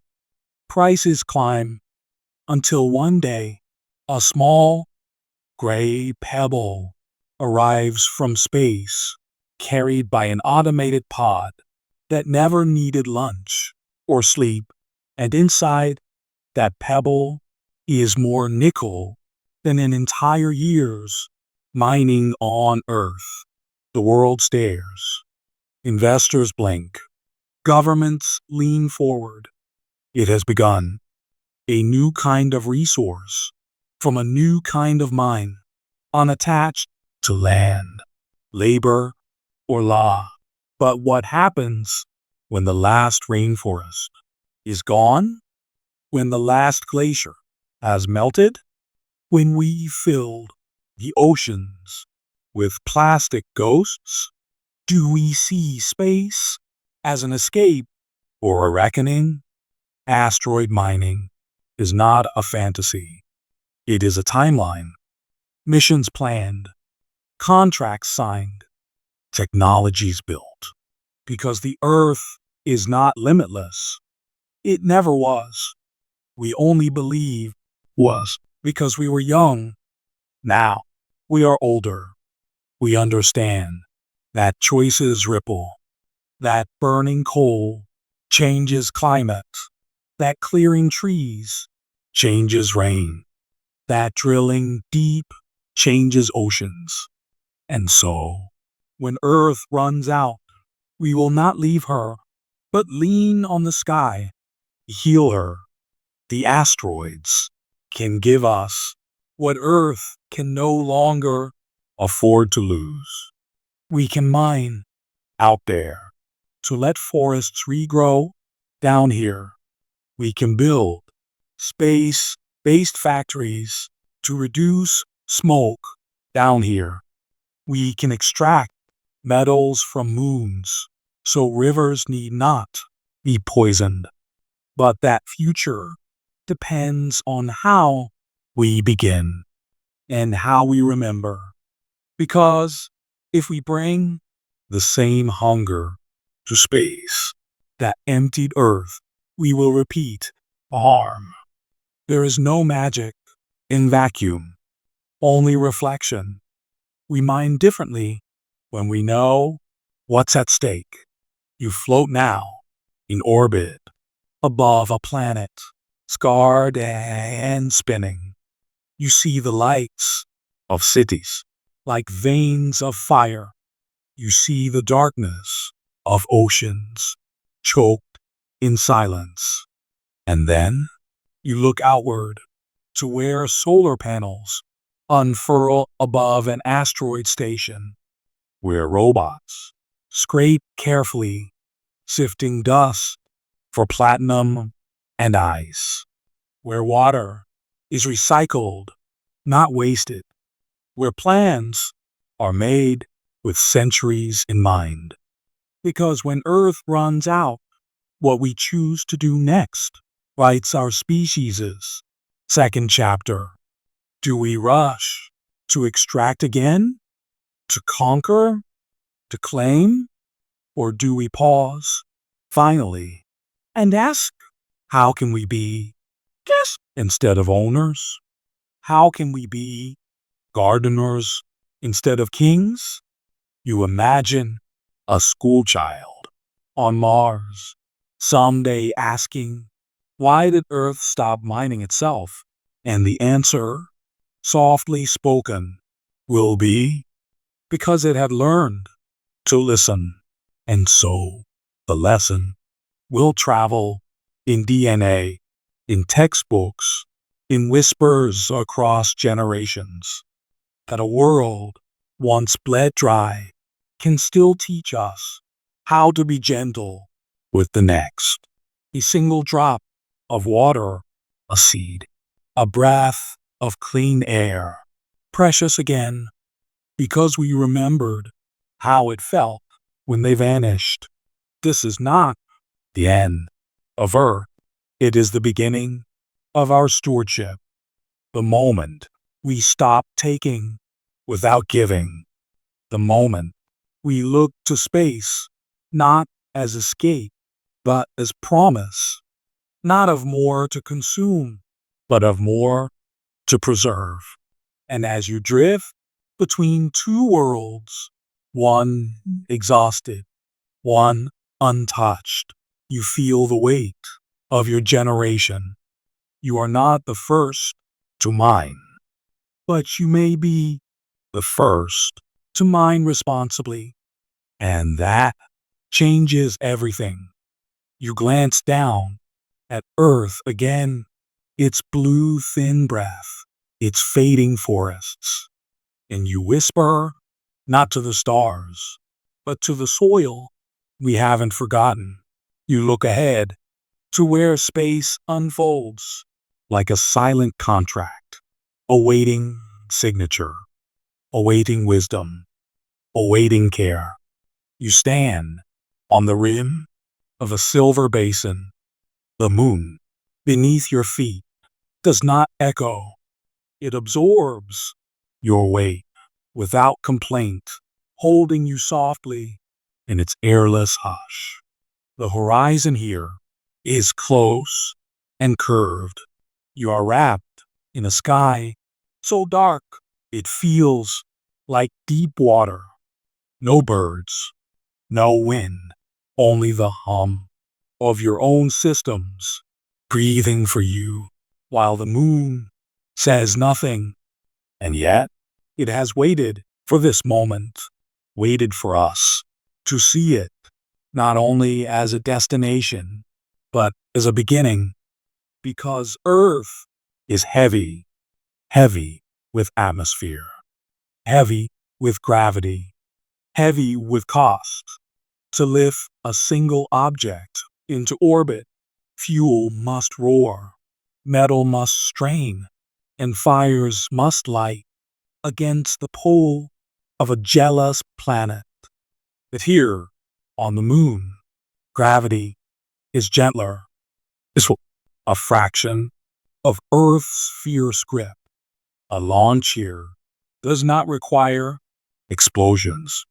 It requires vision. You walk now across the regolith, powdered dust, older than memory. Each step kicks a small cloud that hangs in place, unmoving. The moon does not have weather. It has patience. And we, only now, are beginning to deserve it. Imagine a platform built not of fantasy, but function. A lunar launch pad, not for tourists, not for flag planting, but for industry, exploration, and supply. A relay station between Earth and the far beyond. Because asteroids wait in distant belts, Mars waits on its own schedule, and Earth needs relief. To reach those places, fuel is everything, and the moon can help. Its soil is not barren. It holds oxygen, locked in stone. Its poles hide frozen water, ice in shadows that never feel sunlight. And from that water, we can make hydrogen. From that stone, we can coax the breath of rockets, fuel born not of oil, but of chemistry, launched not from Earth, but from silence. You pause now at the edge of a crater where a future spaceport may soon rise. No towers, no terminals, just machines that hum in sunlight, harvesting dust, boiling ice, funneling gases into tanks, each molecule a vote for independence from Earth's grip. Each launch a whisper into the long dark. The moon becomes a midway house, a stepping stone in a staircase, not of stone, but will. From here, cargo can leap with far less strain. Satellite can be assembled in orbit. Habitats can be launched toward Mars without draining Earth's precious reserves. It is not science fiction. It is strategy, and it has already begun. You float now in your mind through plans drawn in backrooms and whiteboards, blueprints for lunar 3D printers that build with regolith, solar fields unfurling like petals across dusty plains. Tank filling slowly with lunar fuel as robotic arms work tirelessly, not for glory, not for flags, but for infrastructure. Because to live in the cosmos, we must build where gravity is kind. You imagine an astronaut waking in a quiet lunar base outside. A cargo shuttle fuels slowly in the weak morning sun. Its mission to carry life not back to Earth, but onward. To carry parts of habitats. To deliver fuel to a Martian station. To rendezvous with an asteroid miner drifting beyond Mars. And back on Earth, the forests are still, the oceans unbothered, because the weight of lifting no longer falls only on Earth. This is how we reduce the burden, not by retreating from progress, but by relocating its cost. The moon, once romantic, now becomes a warehouse, a refinery, a rest stop on the highway to everything else. You kneel, scooping a handful of pale dust through gloved fingers. You think of the footprints we left here, how they still remain, undisturbed decades later. Nothing erases them. Not time, not wind, only intention. And now, intention returns, not to conquer, but to coordinate.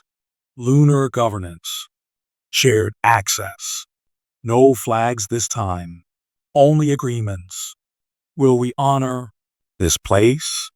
Will we treat it not as a mine, but as a partner? Because what we build on the moon will echo far beyond it. A lesson that we can do resource work without harm, that we can extract without erasing, that we can learn from our mistakes. You rise slowly, tracing your eyes along the bright curve of the horizon. There, a launch rail gleams. In your imagination, a track for magnetic lifts, a quiet push toward stars. No fire, no smoke, just motion. And once in orbit, sails catch sunlight, ion drives hum, and humanity drifts deeper into the black.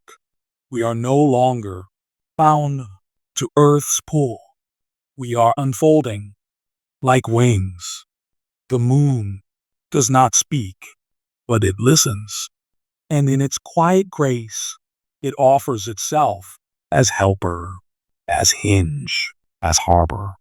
You turn to the stars again, now knowing that getting there no longer means leaving everything behind.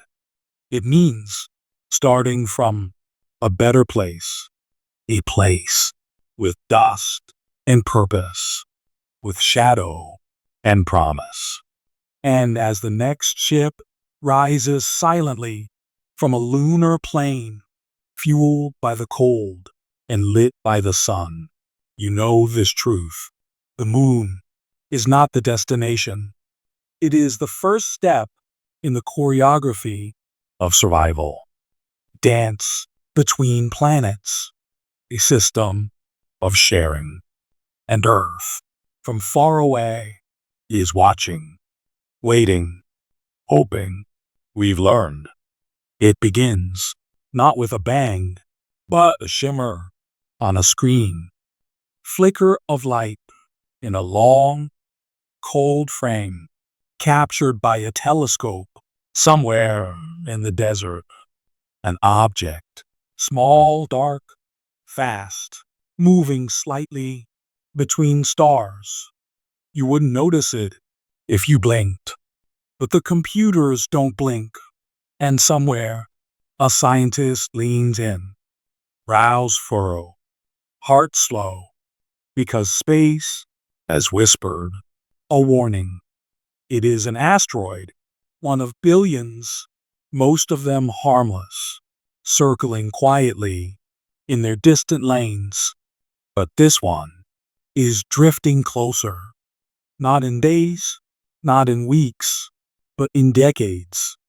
That's how far ahead we must look, because in space, speed means certainty.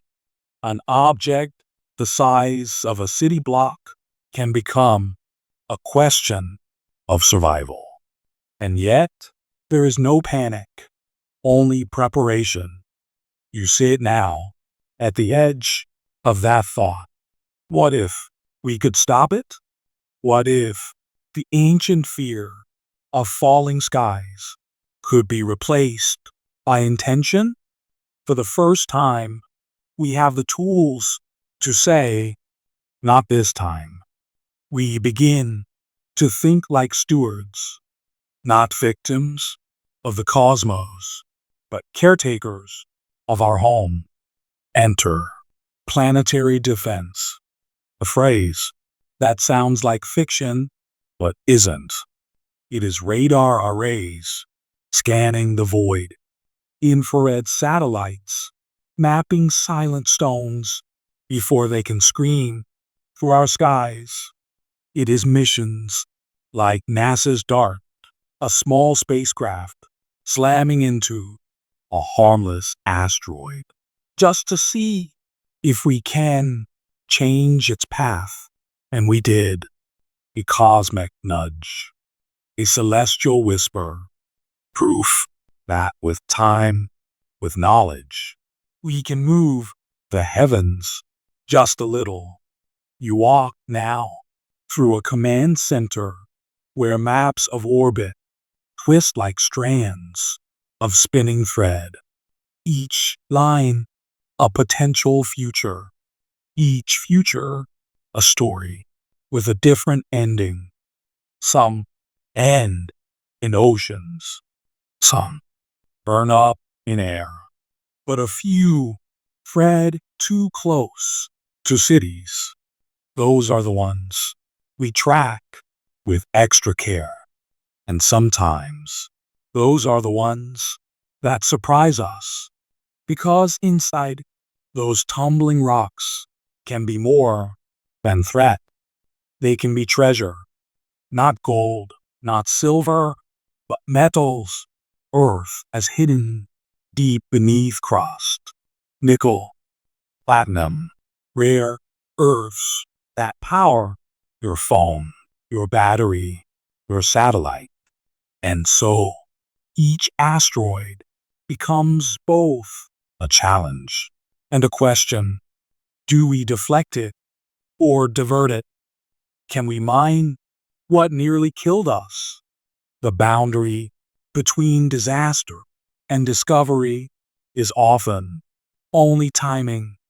You picture a mission not to destroy, but to capture. A gentle gravitational tug, a set of solar sails, unfolded carefully beside the intruder. Instead of collision, cooperation. Future, where planetary defense doubles as cosmic opportunity. Of course, ethics follow close. Is it right to profit from threat? Should disaster become economy?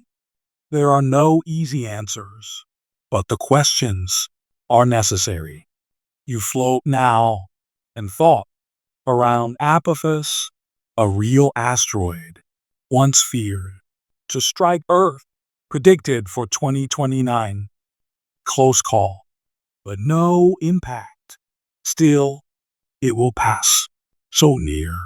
We will see it with naked eyes. A reminder that the cosmos is not static. It moves, and sometimes it moves toward us. So we learn. We build telescopes with wide eyes and faster minds.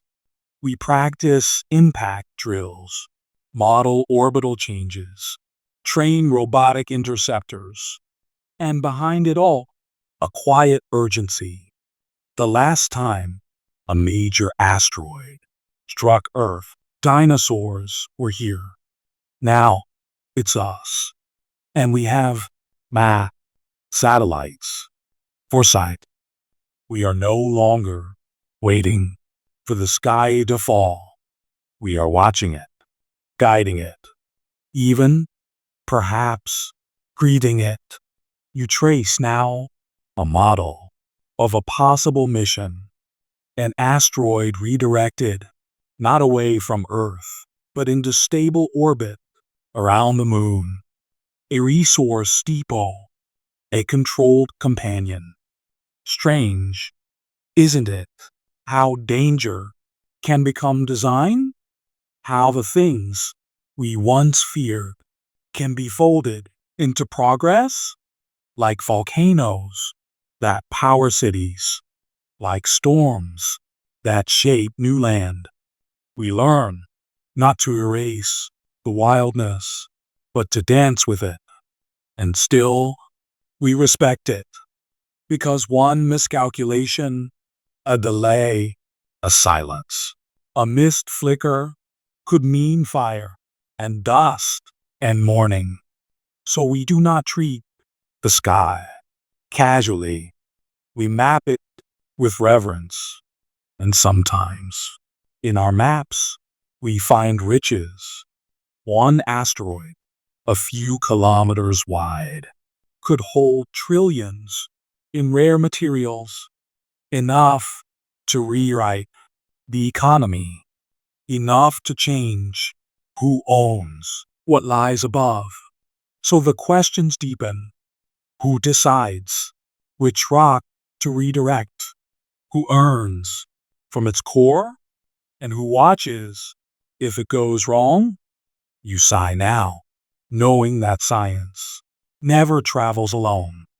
It walks with law, with ethics, with shared decisions. Planetary defense is not just protection, it's a mirror. It asks, are we ready to act together? Are we mature enough as a species to coordinate on cosmic threats and share treasure? Or will we fight over falling rocks until the sky teaches us another lesson? There is still time. That's the gift of foresight. You picture children in the future learning about the day humans stopped an asteroid and the day they captured one. And the day they realize the sky was both enemy and ally, the line fades now between fear and fortune, and you are floating in that space between danger and design, between impact and invention. And somewhere out there, another dot moves faintly across the screen. Not a threat, not yet, just a question, and the answer will depend on how well we've learned to listen. In the soft hush beyond Earth's skin, where gravity loosens her constant hold, you drift slow, steady, free. There is no up, there is no down, just the quiet ballet of being untethered. This is microgravity, not the absence of pull, but the balance between falling and flying.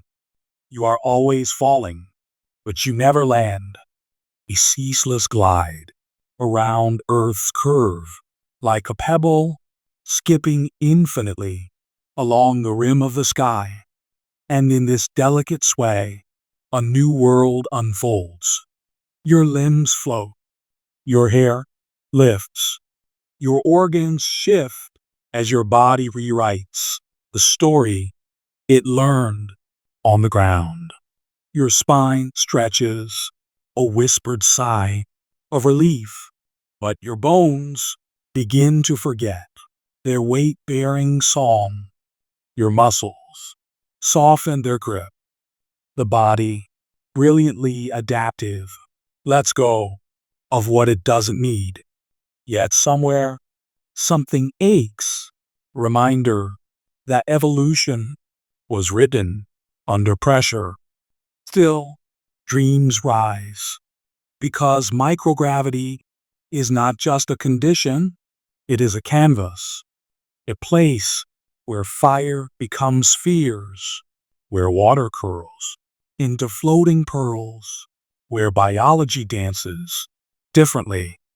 Here, cells grow without crushing weight, tissues form in strange, new ways. Cancer behaves less aggressively. Crystals bloom more perfectly than they ever could in Earth's embrace. You picture now a laboratory gently orbiting, its walls lined with experiments not possible at sea level. There are protein strands growing like vines in midair, tiny organs, organoids, forming in cups of spinning fluid. Even your medicines learn to behave differently, some made purer, more potent up here, where the rules are softer. You move gently through this space. A single push sends you sailing the length of the lab. No footsteps, no echoes, just the hum of systems keeping breath and warmth and pressure intact. In this quiet theater, we ask new questions. What does sleep feel like when your body doesn't know which way is down? How does the heart pump when every beat is a suggestion rather than a demand? Can we raise children in such a place? What would they become? Spines longer, faces rounder, blood drifting in new loops? We do not know, but we imagine. We train plants to sprout toward LED suns. We send spiders, bees, and mice, not in cruelty, but in curiosity. We dream of microgravity as more than a laboratory. We imagine it as home. A place not for tourists, but for settlers, engineers building habitats where walls curve to catch momentum, doctors studying the long term of floating blood and drifting lymph. Artists redefining sculpture without a floor to rest upon.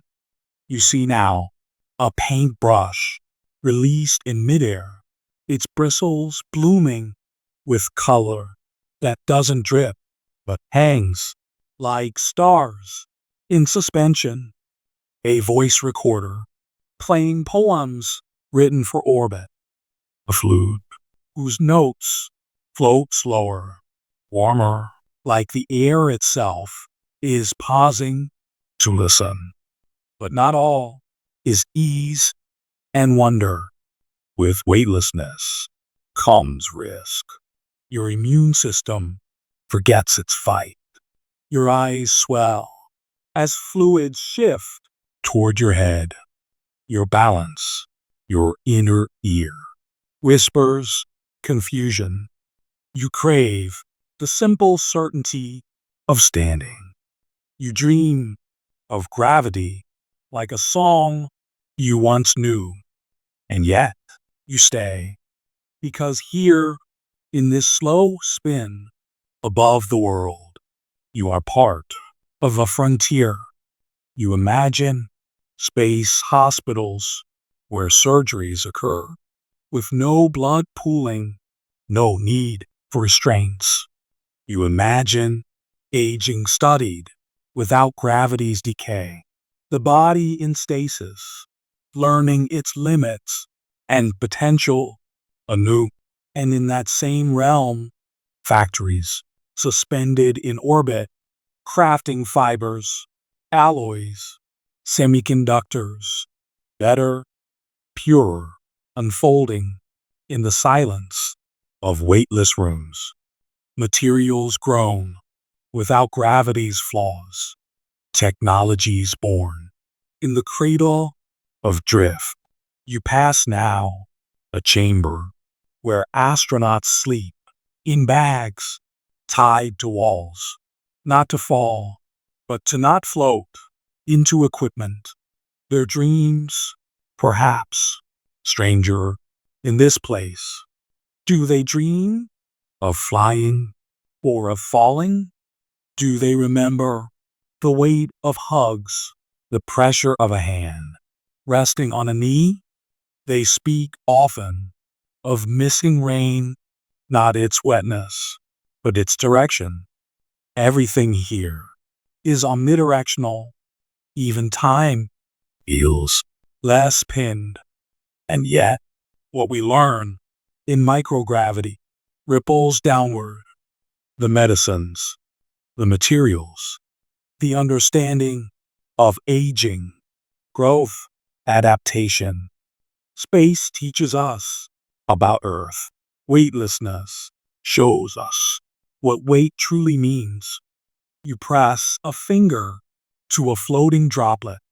It splits like thought. Even touch feels different.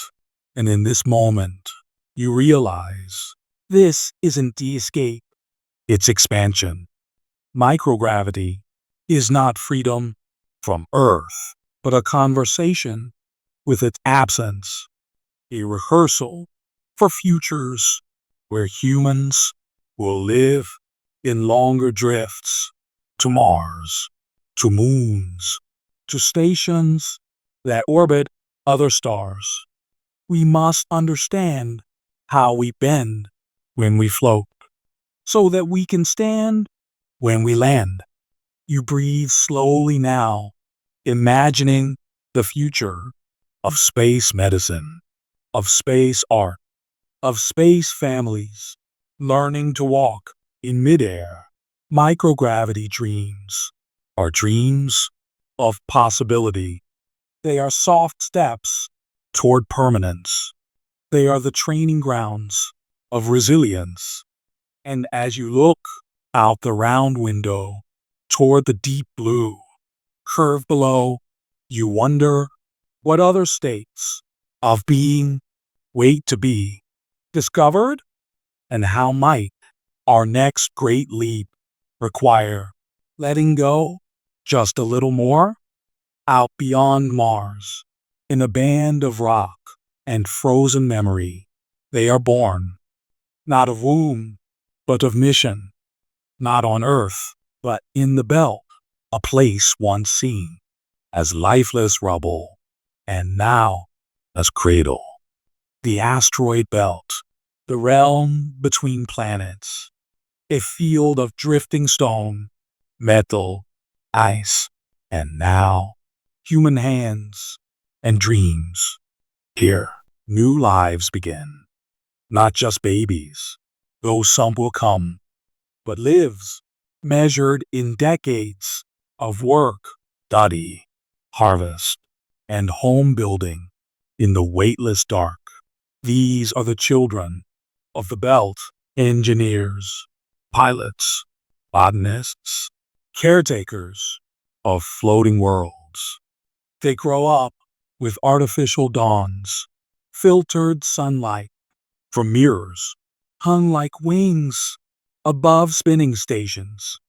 Their lullabies are the hum of magnetic shields, the echo of solar flares, whispering against thickened hulls. They learn to walk in corridors that twist into loops, to plant seeds in soil made from pulverized asteroid, infused with algae and memory.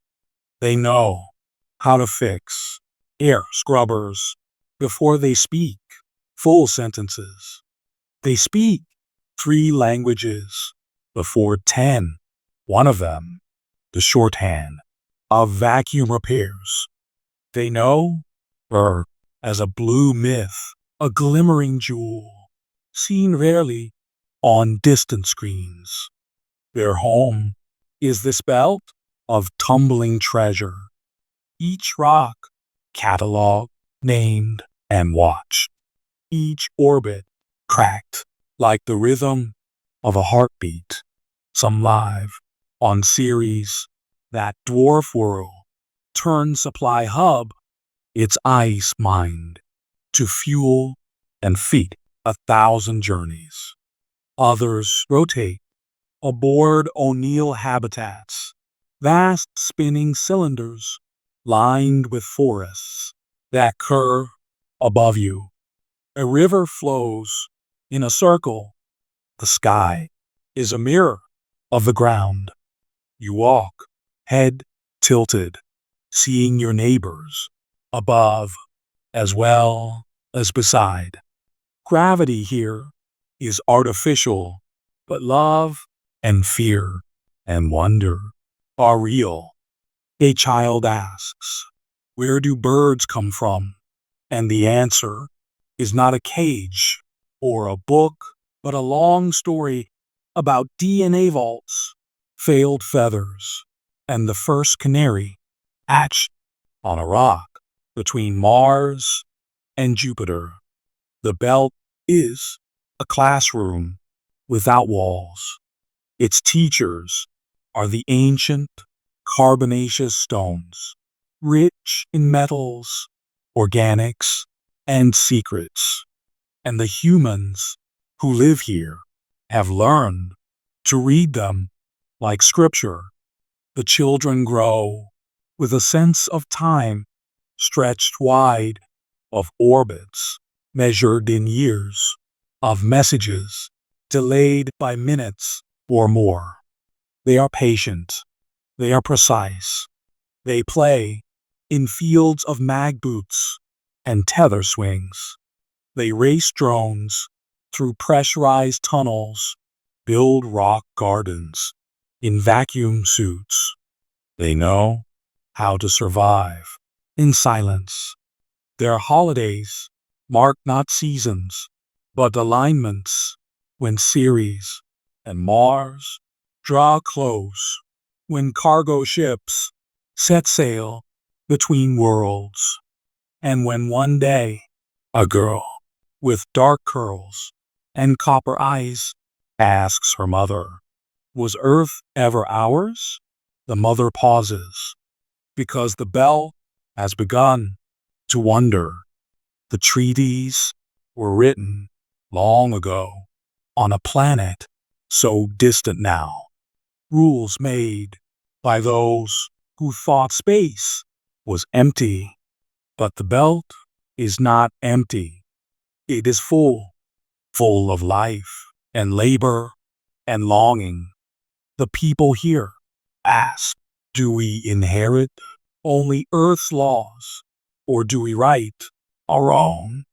Already, the governance of orbit is fracturing. Mining guilds bicker with planetary regulators. Private companies claim rocks older than life itself, and the children of the belt grow into something new. They are not rebels, not yet, but they are independent. They speak with the quiet certainty of those who repair their own habitats, who grow their own food, who bury their own dead in recycled suits, launch gently into the drift. They write songs about falling in love during solar storms. They tell ghost stories of probes that vanish into blackness. They draw maps of rock clusters with names like Eos, Psyche, and Dreambreaker. One girl writes a poem about iron hearts beating in vacuum. One boy builds a radio that hums with the music of Jupiter's magnetic field. And always they wonder, what are we, Earthlings? Beltborn? The answer is still forming, still orbiting. But one thing is certain. They are not temporary. They are not waiting to return. This place, with its floating mines, its tethered gardens, its soft-spoken revolutions, this place is home. It began as an outpost. It has become a civilization. And from it, new dreams will be launched. Dreams not only of resources, but of roots, not just of wealth, but of belonging. They speak now of their own flag, of songs that rise through static, of festivals with zero-gravity dances where hands touch in spirals. And in the quiet between transmissions, they speak of the future, where the belt is not borderland, but bridge, where its children grow up to build stations around Saturn, to terraform moons, to lead. And you, from Earth, watch their stories unfold like solar sails, stretching wide across the void. You wonder what it feels like to be born into drift, to never have felt a real breeze, but to know the currents of space. And in that wondering, you begin to understand. These children are not distant. They are us, projected forward. They are our echo in the stars, and they are already dreaming of their own next frontier. There is a light that no sun casts. It does not rise over mountains nor dip beneath oceans. It glows softly, quietly. From behind you, a memory you can see, Earthlight, a reflection, off station walls, off polished hulls, off the long silver feathers of spacecraft drifting through dark. It is a light that follows every traveler who leaves the planet behind. They glow, not from where you're going, but from where you've been. You see it now, spilling across the sharp curves of a mining rig in lunar orbit. You see it on the wings of a transport craft bound for the belt. its sails glinting as they open like petals in vacuum. And you see it in the eyes of the pilot who once stood on a beach at Cape Canaveral watching seagulls slice the air. Now, he guides his vessel not by compass, but by pulse, not by stars, but by instinct and reflected blue. Earthlight reminds him who he is and where he came from. It reminds us all, because out here, where distance turns Earth into a pale pearl hung in black silk, identity stretches. You are no longer just from a country, a town, a family. You are from Earth. You carry its light on your wings. And wings, yes, we've built them. Great mirrored arrays that drink sunlight for fuel. Cooling fins that radiate heat like metal feathers. Solar sails that unfold like origami dreams, pushed forward by the gentle pressure of light itself. These are the wings of machines, but in them we see ourselves. In the shimmer of reflected earth, we remember why we left, not to escape, but to extend, to touch what could not be reached from soil, to carry the beauty of home into places that have never known a dawn. We shape these wings to be both delicate and defiant. They must bend, but never break. They must sail the winds of solar storms and rest in the silence between stars. Each wing is a promise, a folded hope, a whispered vow that wherever we go, Earth follows. Its gravity may not hold us, but its memory does. And the metal that forms the spacecraft, the titanium ribs, the carbon skin, the gold foil veins, comes from Earth and beyond. Some is mined from deep crusts of mountain ranges, some from shattered satellites, repurposed into frames, and more from the asteroids themselves, metal drawn from Psyche's iron core, from the nickel-rich skin of drifting rocks older than the moon. We send robots to shape this metal, machines with fingers of heat and magnetism, weaving structure in silence. They build in zero gravity, where weight is no obstacle, but vibration can ruin everything. And once complete, these wings stretch open like breath.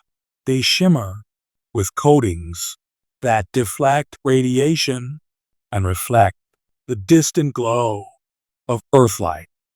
They flutter, not with wind, but with momentum, adjusting to keep course toward distant stations, moons, and mining hubs. And aboard these vessels, metal-winged and earth-touched, travel people born on Earth, on Luna, in the belt, and even in orbit. People who sleep in cots that rotate to simulate gravity, who grow basil beside control panels, who write songs on recycled paper, then float them between decks. Each of them carries Earthlight in their hearts, even if they've never seen a sunrise without a visor, because Earthlight is not just a glow, it is story. It is the shared language of oceans, forests, plains, and cities. It is what binds the child growing up on a Mars-bound freighter to a grandmother kneeling in a village garden half a world away. And as we venture farther, as the wings grow longer, more efficient, more graceful, we begin to see a new kind of fleet emerge. Not of war, but of work. Not of conquest, but of connection. Courier vessels, flitting between orbits, their wings thin as dragonfly lace. Habitats, built in motion, rotating gently while sunlight streams along solar veins. Repair drones, with magnetic feet clinging to holes and chirping quietly to one another in code, and watching them all, orbiting quietly in the half shadow, is Earth, no longer the center, but the source, the origin point from which we drew our shape. And sometimes, when the engines rest and the stars shine cold, a traveler will sit by a viewplate and stare back at that familiar blue halo. They will watch Earthlight spill across their vessel. They'll see it catch in the rivets and seams and solar veins. And for a moment, just a heartbeat, they will forget that they are hundreds of thousands of kilometers away. Because Earth will seem right there, just behind them, always glowing, always calling. And it is in that moment that many choose to record a message, to hum a lullaby, to tell a story to a child not yet born. The light makes us remember what we are trying not to lose, not the planet, but the feeling of belonging to it. And as the wings carry us toward moons and beyond, as metal unfolds into dreams larger than nations, we carry that light with us, not just in reflection, but in intention, in design, in every screw tightened by human hand, in every panel inscribed with someone's initials, in every whisper of a name sent across space. Earthlight is not fading, it is following. And even as we leave the nest, we fly with its glow painted on our wings. We do not escape Earth, we extend it. In the cold dark between Mars and Jupiter, wealth drifts quietly, not in vaults, not in banks, but in motion, silent, ancient, unclaimed. Platinum hides beneath scarred stone. Gold dust clings to the veins of broken rock, where earth sleeps, where no root ever grew. There is more metal in a single asteroid than in all the mines on Earth combined. Enough iron to build cities that float. Enough cobalt to power centuries of batteries. Enough gold to flood the markets and flatten its value. But that's the strange thing about space wealth. We can't spend it, not in the way we once imagined. The treasure is real, the reach is possible, but the cost of return is greater than greed can stomach. For what good is a vault on an orbit no ship visits? What good is profit in the vacuum of silence? We dreamed at first of riches, of tycoons and trillionaires, of asteroid rushes and off-world stock tickers scrolling across holographic walls. But the truth rose slowly, as truths do in space. To bring it back costs fuel, guidance, heat shielding, risk, more often than not. The most precious thing about an asteroid is not what it gives, but what it helps us build. Wealth in orbit is different. It is not coins, not bars, not sparkling gems. It is infrastructure. It is survival. It is the quiet metal that holds a life support seal. It is the water siphoned from rock and turned to oxygen. It is the ammonia that fertilizes a station's food garden for one more season. The true wealth of space mining is not the treasure we bring back. It is the future we can stay for, because here value is measured in kilograms and calories, in redundancy and repairability, in closed loops that mean fewer launches, fewer failures. The asteroid, rich in nickel, might build a station wall, but the asteroid, rich in water, might save 100 lives. And the one, rich in nothing but history, a carbon relic, older than the sun, might hold secrets that no vault could contain. Knowledge, too, is wealth, perhaps the greatest kind. Imagine a team of explorers clinging to the crust of a fragile rock, scanning the carbon signature of molecules formed in the first breaths of the solar system. What is that worth? Not in dollars, but in meaning, in memory, in the story we are trying to tell. Out here, wealth behaves differently. You cannot hoard it.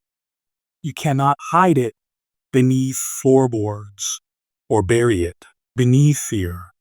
You must use it, melt it, shape it, anchor it to something lasting. And even then, you're not its owner, just its steward. You pass it forward in airlocks and heat exchangers, in transit hubs and life pods. You build with it, not for the profit, but for the presence, for the chance to stay. Because leaving Earth was never just about escape. It was about expansion, about finding a way to stretch civilization without breaking it. And that means thinking differently about what we value. Back home, a company might extract lithium for profit. Here, they extract water for partnership, for continuity, for survival. It is a new kind of economy, an ecosystem of effort. Every shuttle launch counts its grams. Every mission writes its own ledger of risk. Investors still exist, but their dividends are pressurized cabins and breathable air. Their returns are the safe arrival of the next crew. In this world, the richest person might be the one who learned how to recycle a broken pipe into a crop rail. The cleverest mind might be a station engineer who knows how to weld in microgravity without sparks. And the most powerful voice might be the quiet one on the comms, coordinating a multi-station repair without raising their tone. This is the wealth we cannot spend, not because it has no value, but because it has too much. Too much meaning, too much consequence, too much woven into the skin of survival. And slowly, we are learning how to speak its language. We no longer ask, how much gold can we bring home? We ask, how many habitats can we build from asteroid alley? How many children can grow without needing to leave orbit for school? How many new voices can we welcome into the choir of off-world life? Even laws are shifting. The treaties that once saw asteroids as claims to be staked now see them as commons to be shared. Not every nation agrees. Some still seek flags in stone. Some still draft exclusive contracts for orbital corridors. But others, the ones that have tasted vacuum and floated in stillness, they know better. They know the real fortune is cooperation, that the wealth we mine cannot be hoarded like Earth's empires once did, because there's no fortress that can shield you from radiation forever. No vault that holds enough gold to rebuild a torn solar array. Only shared knowledge, shared resources, shared purpose. Only that can make the silence sustainable.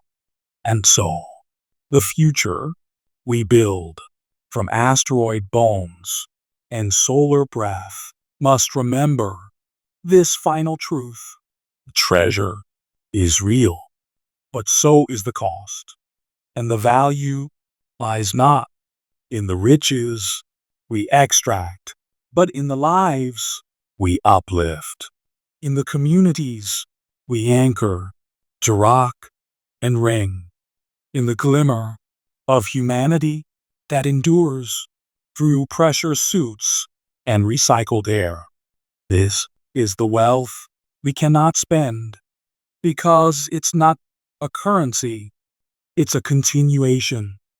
Promise, a hope written in vacuum, signed in silence, sealed with the breath of those who dared to stay. And so, the stars have whispered their last lullaby for now. We've wandered far together, past orbiting treasure and silent engines, through dust and promise, metal and memory, and the fragile dreams of those who build where Earthlight fades. Thank you for drifting with me through the chapters of Asteroid Dreams, where every stone in space was more than just a rock. It was a question, a key, a quiet possibility of something greater than ourselves. Where others saw darkness, you saw vision. Where others saw silence, you listened for meaning. This isn't the end. Not truly. Space is long, and time is gentle when you let it hold you. But for now, let your thoughts come in for landing. Let the gravity of rest bind you. Close your eyes like docking hatches and let dreams orbit softly in your sky. Tomorrow waits in the vacuum's hush, but tonight, you are weightless, you are warm, and you are home. Good night.